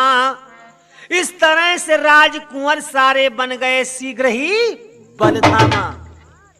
सारे राजकुमार अस्त्र विद्याओं में पारंगत हो गए। एक दिन गुरु द्रोणाचार्य जी सोचने लगे कि भाई अब हम ये देखें कि किस शिष्य को कितना ज्ञान हुआ है, इनकी परीक्षा लेनी चाहिए। ये सोच करके गुरुजी ने क्या किया बंधुओं, मेरे श्रोता प्रेमियों, ये सोच एक पक्षी बनवा तरु की डाली पर बिखलाया।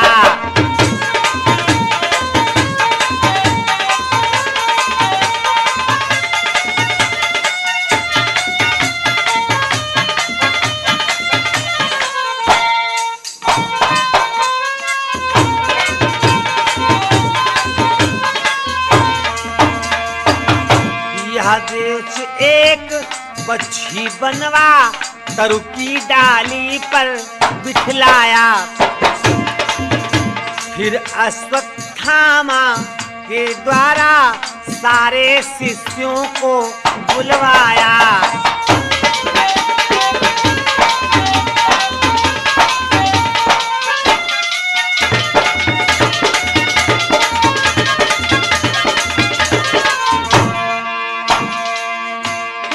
पक्षी दिखा बोले सबसे शिष्यों अपना सारंग तानो और उसका शीश काटने को एक उत्तम सासर संघानो।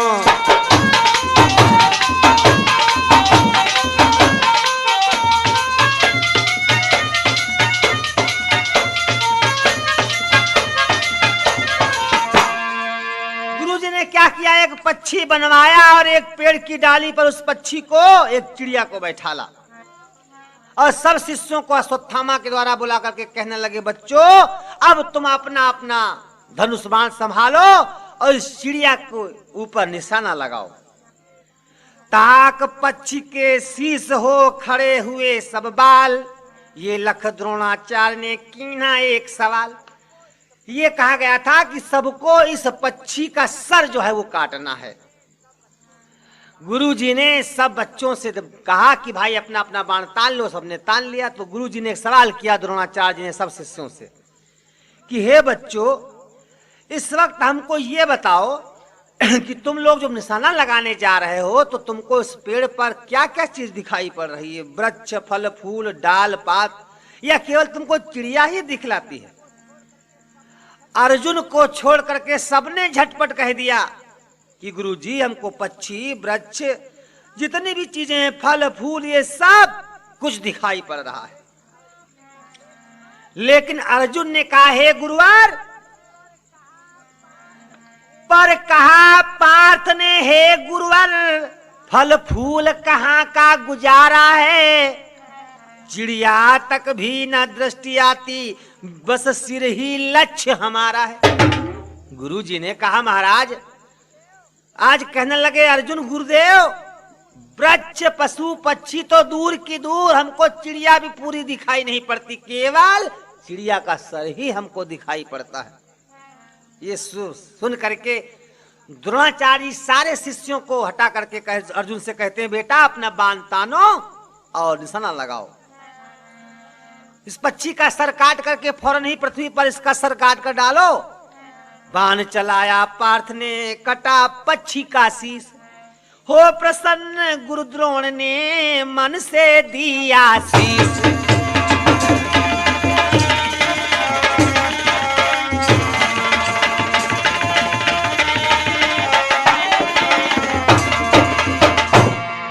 गुरुजी ने आशीर्वाद दिया अर्जुन को। एक दिन और गुरुजी ने अपने शिष्यों की परीक्षा ली कि एक दिवस गुरु शिष्यों को ले पहुंचे गंगा में नहाने को।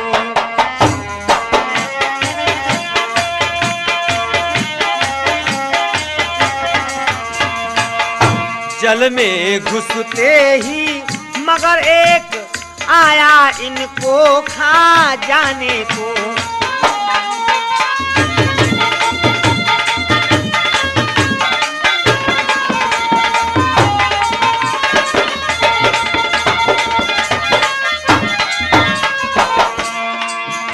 फुर्ती से मुख में टांग दबा, जल में ले जाना शुरू किया। तब गुरु ने अपनी रक्षा हित शिष्यों को बुलाना शुरू किया।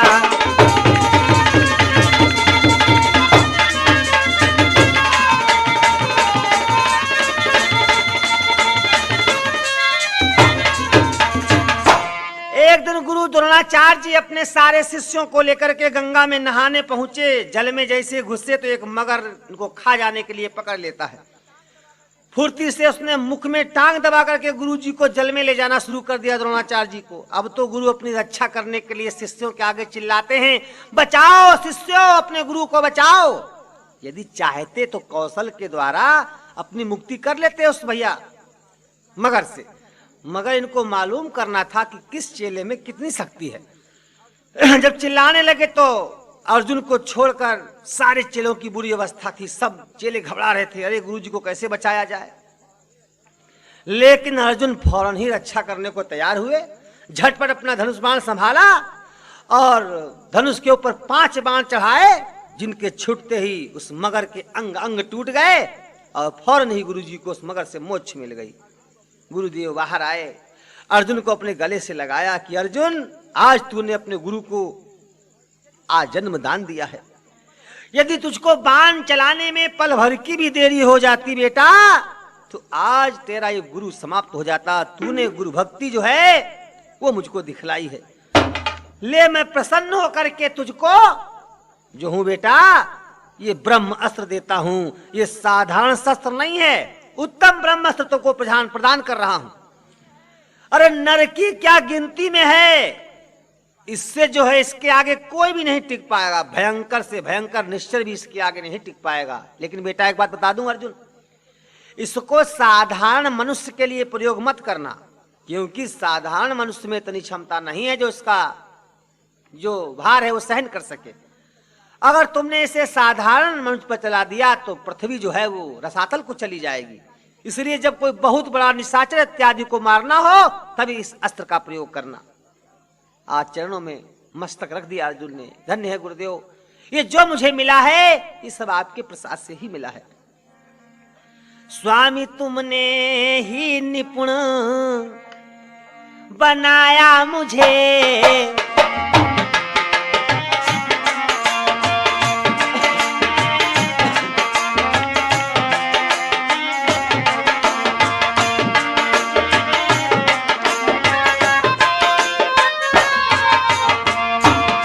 स्वामी तुमने ही निपुण बनाया मुझे, स्वामी तुमने ही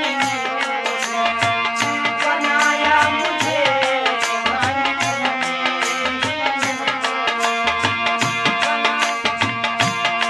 स्वामी तुमने ही निपुण बनाया मुझे।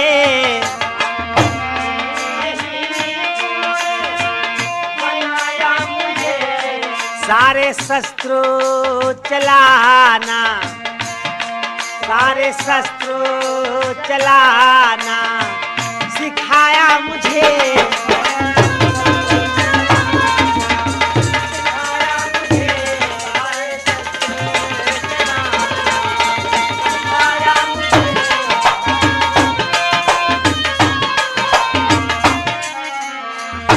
तो तत्पर गुरु की सेवकाई में सदा मन से रहो, उपकार में निज प्राण को तृण सरिस गिनते रहो। हे गुरुदेव, यही तुमने है सबको पढ़ाया मुझे,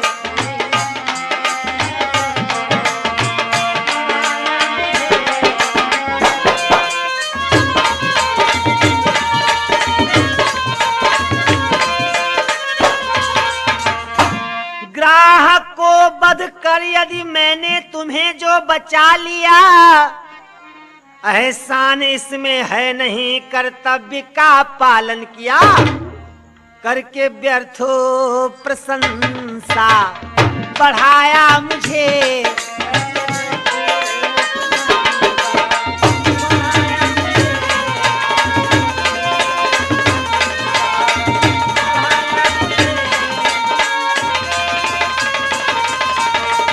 बढ़ाया मुझे करके व्यर्थो प्रशंसा बढ़ाया मुझे।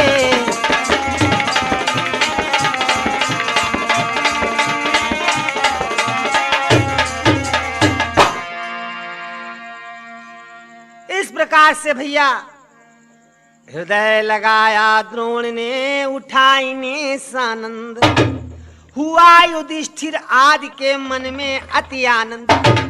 गुरु ने अपने हृदय से लगाया। इधर बंधुओं, एक रोज कर्ण मन में सोचता है कि वैसे तो अर्जुन मेरी टक्कर का ही है, मैं उससे हार नहीं सकता, लेकिन जब उसे मालूम पड़ा कि अर्जुन को ब्रह्मास्त्र मिल गया है तो गुरु द्रोणाचार्य के पास आकर कहने लगा, हे गुरुदेव, गुरु के लिए तो सभी शिष्य एक समान होना चाहिए। हे भगवान, आप दया दृष्टि करके ब्रह्मास्त्र अर्जुन को सिखला चुके हैं, तो आप ब्रह्मास्त्र मुझे भी सिखला दें।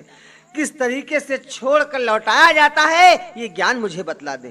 आचार्य, आपकी प्रीति तो सारे शिष्यों पर बराबर है ना, फिर क्या कारण है शिक्षा में एक को आप कुछ देते हैं, एक को कुछ नहीं देते हैं। कर्ण की बात सुनकर उसके हृदय का भाव समझ गए कि अर्जुन से जलता है। आज कहने लगे, अरे मूर्ख, ये ब्रह्मास्त्र है, ये सूत पुत्र से नहीं सीख सकते, ये केवल क्षत्रिय का अधिकार है। इतना कहकर टाल गए। लेकिन आज ब्रह्मास्त्र सीखने की लालसा जो है वो कर्ण को बैठने नहीं दे रही है। मन में सोचा कि मैं परशुराम जी के पास जाऊं, उनके पास ब्रह्मास्त्र हैं और मैं उनके पास ब्राह्मण का भेष बनाकर जाऊंगा, तो मुझे आशा है कि मुझे अवश्य ब्रह्मास्त्र सिखा देंगे। ये सोचकर कर्ण जो है वो परशुराम जी के पास ब्राह्मण का भेष बना करके पहुंचा और उनके सामने अपना सर झुका करके कहने लगा कि मैं भृगुवंशी हूं विप्र प्रभो, ब्रह्मास्त्र मुझे सिखला दीजिए।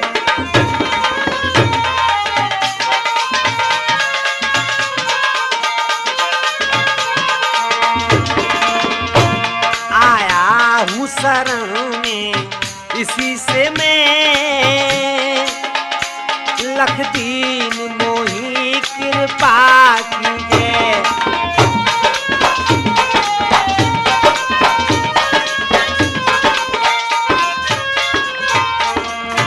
सुन बचन कर्ण ने भगवर ने, इनको निज चेला बना लिया, रख कर अपनी कुटिया में वो शास्त्र सिखाना शुरू किया।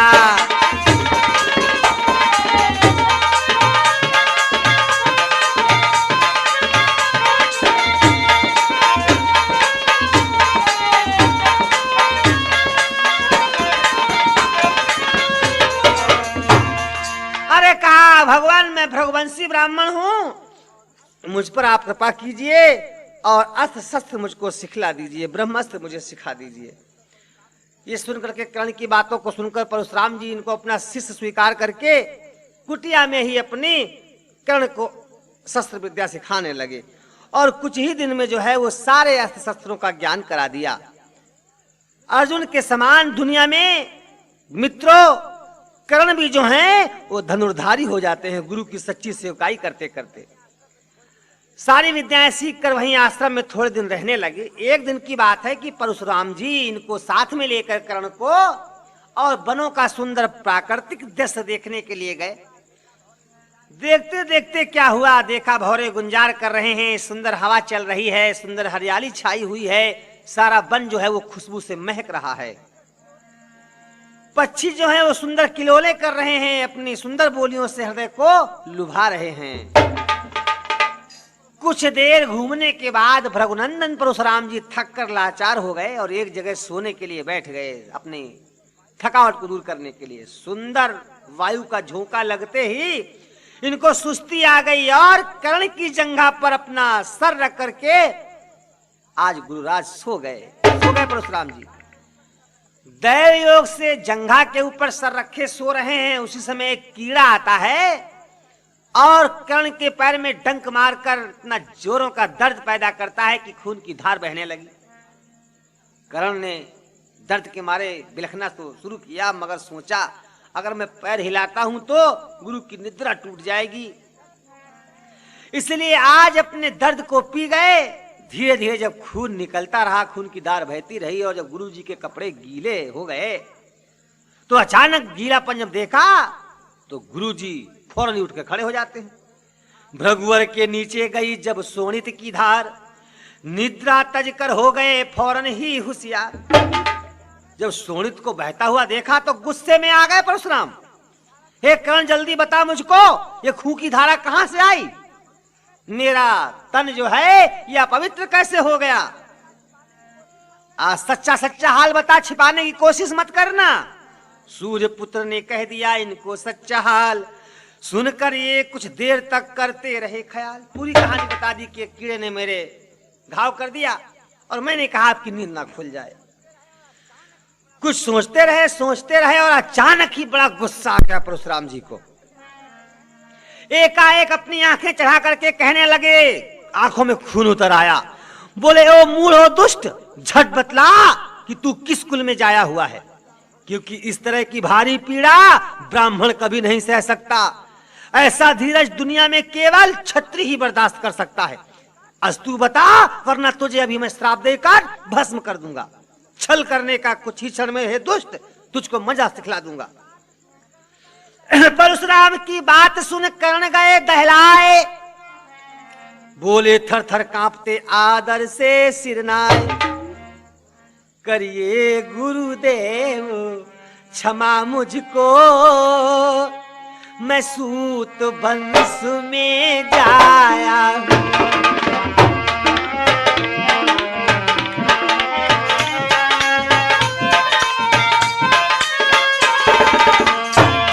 ब्रह्मास्त्र सीखने के लालच धर भी प्ररूप यहाँ आया हूँ।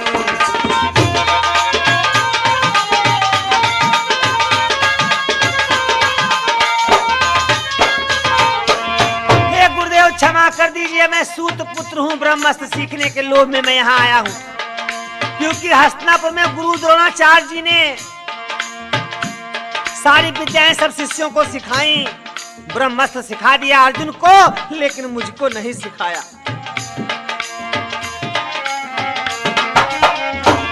कह दिया सूत है तू, इससे नहीं हक है तुझे बताने का, बस कारण यही हुआ स्वामी, इस कपट भेष में आने का।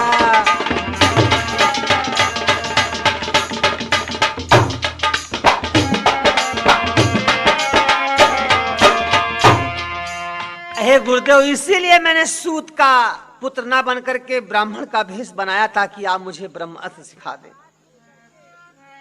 आज इतनी बात सुन करके बंधुओं जो महाराज परशुराम है क्रोध में आए, बोले देख वैसे तो श्राप देने वाला तूने काम किया है, लेकिन मैं तुझको श्राप नहीं दूंगा, क्योंकि तूने सच्चे मन से मेरी सेवा की है।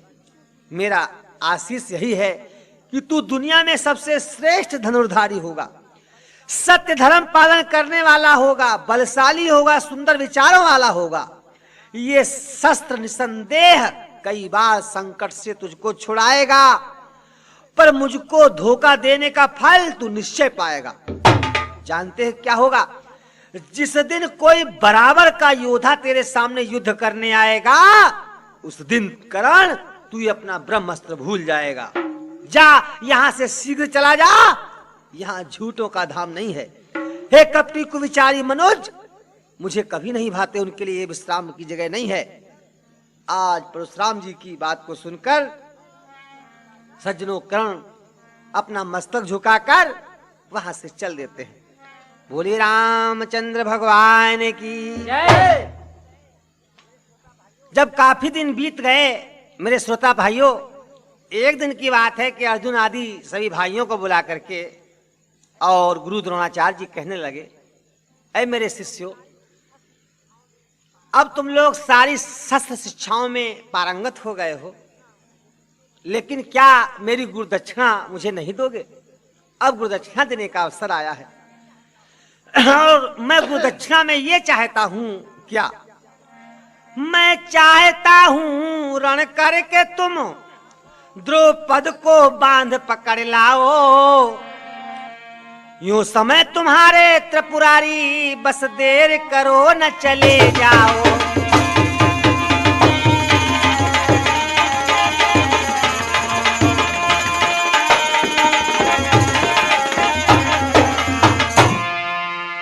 मैं ये चाहता हूं कि तुम लोग मेरी सहायता करो और गुरुदक्षिणा में राजा द्रौपद को बांध करके पकड़ करके यहां ले आओ।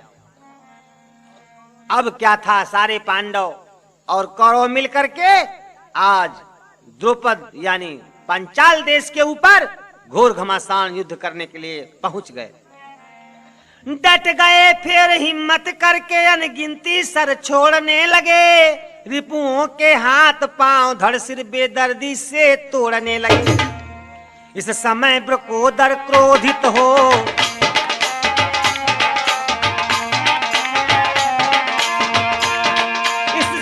वृकोदर क्रोधित हो, गदा से शत्रु सन्मुख धाये, कुछ बार किए इस फुर्ती से, कितने गिरते दृष्टि आए।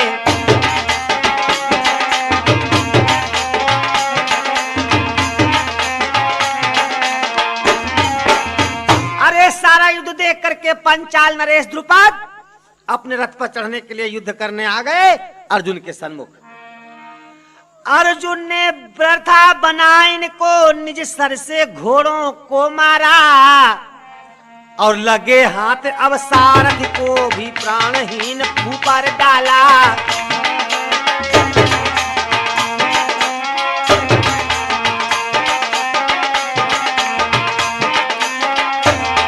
फिर रथ को भी विध्वंस किया, पड़े द्रौपदी धनतल में। ये देख दौड़ कर अर्जुन ने झट बांध लिया इनको पल में।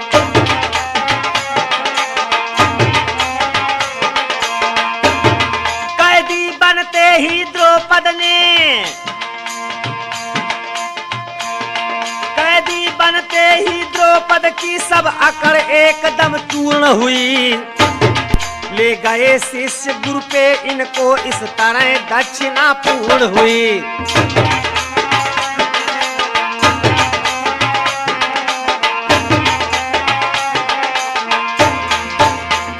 मेरे श्रोता प्रेमियों, धीरे धीरे ये कथा समाप्त मैं करूं उससे पहले बता दूं कि मेरे महाभारत की कथाओं के सारे सीरियल बारी बारी से आप लोगों तक पहुंचते रहेंगे और आप लोग इसी प्रकार से पूरी महाभारत की कथा का आनंद लेते रहेंगे।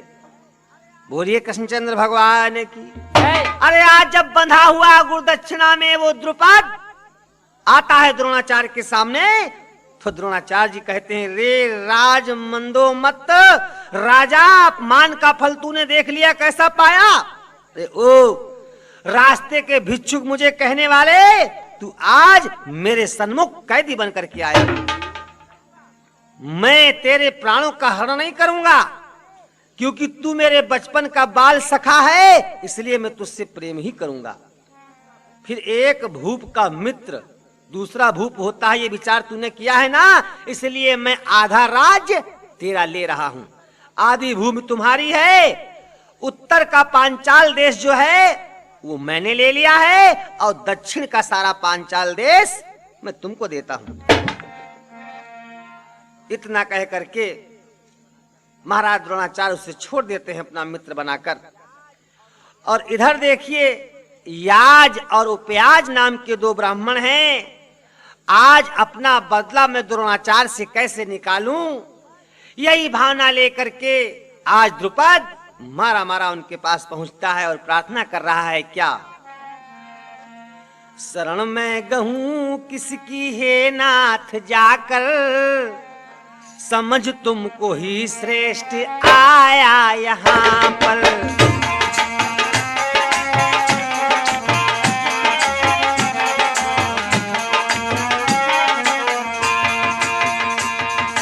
हाँ मेरे श्रोता प्रेमियों, इन्हीं शब्दों के साथ मेरा प्रोग्राम समाप्त हो रहा है।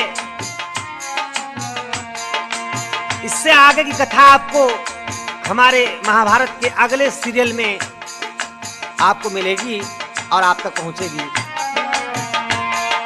शरण में गहूं, हाँ शरण में गहूं किसकी है नाथ जाकर, समझ तुमको ही श्रेष्ठ आया यहाँ पर।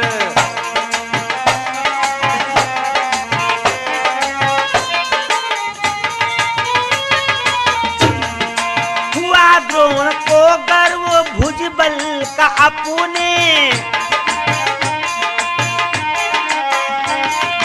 हुआ द्रोण को गर्व भुजबल का अपने, किया मेरा अपमान ताना सुनाकर। शरण में गहूं किसकी है नाथ जाकर, समझ तुमको ही श्रेष्ठ आया यहाँ पर।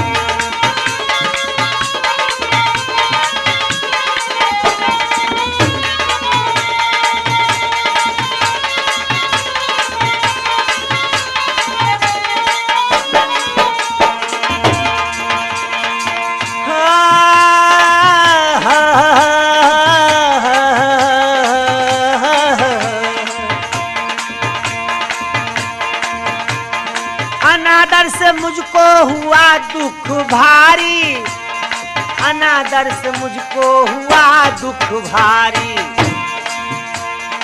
मिटाओ उसे नाथ मुझ पर दया कर, मिटाओ उसे नाथ मुझ पर दया कर, समझ तुमको ही श्रेष्ठ आया यहाँ पर।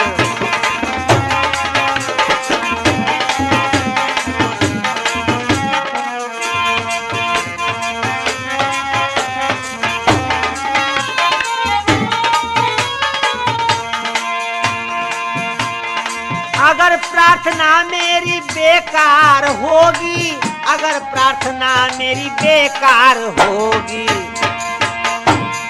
अगर प्रार्थना मेरी बेकार होगी, अगर प्रार्थना मेरी बेकार होगी, तो फिर क्या करूंगा मुंह को दिखाकर, तो क्या करूंगा मैं मुंह को दिखाकर, समझ तुमको ही श्रेष्ठ आया यहाँ पर।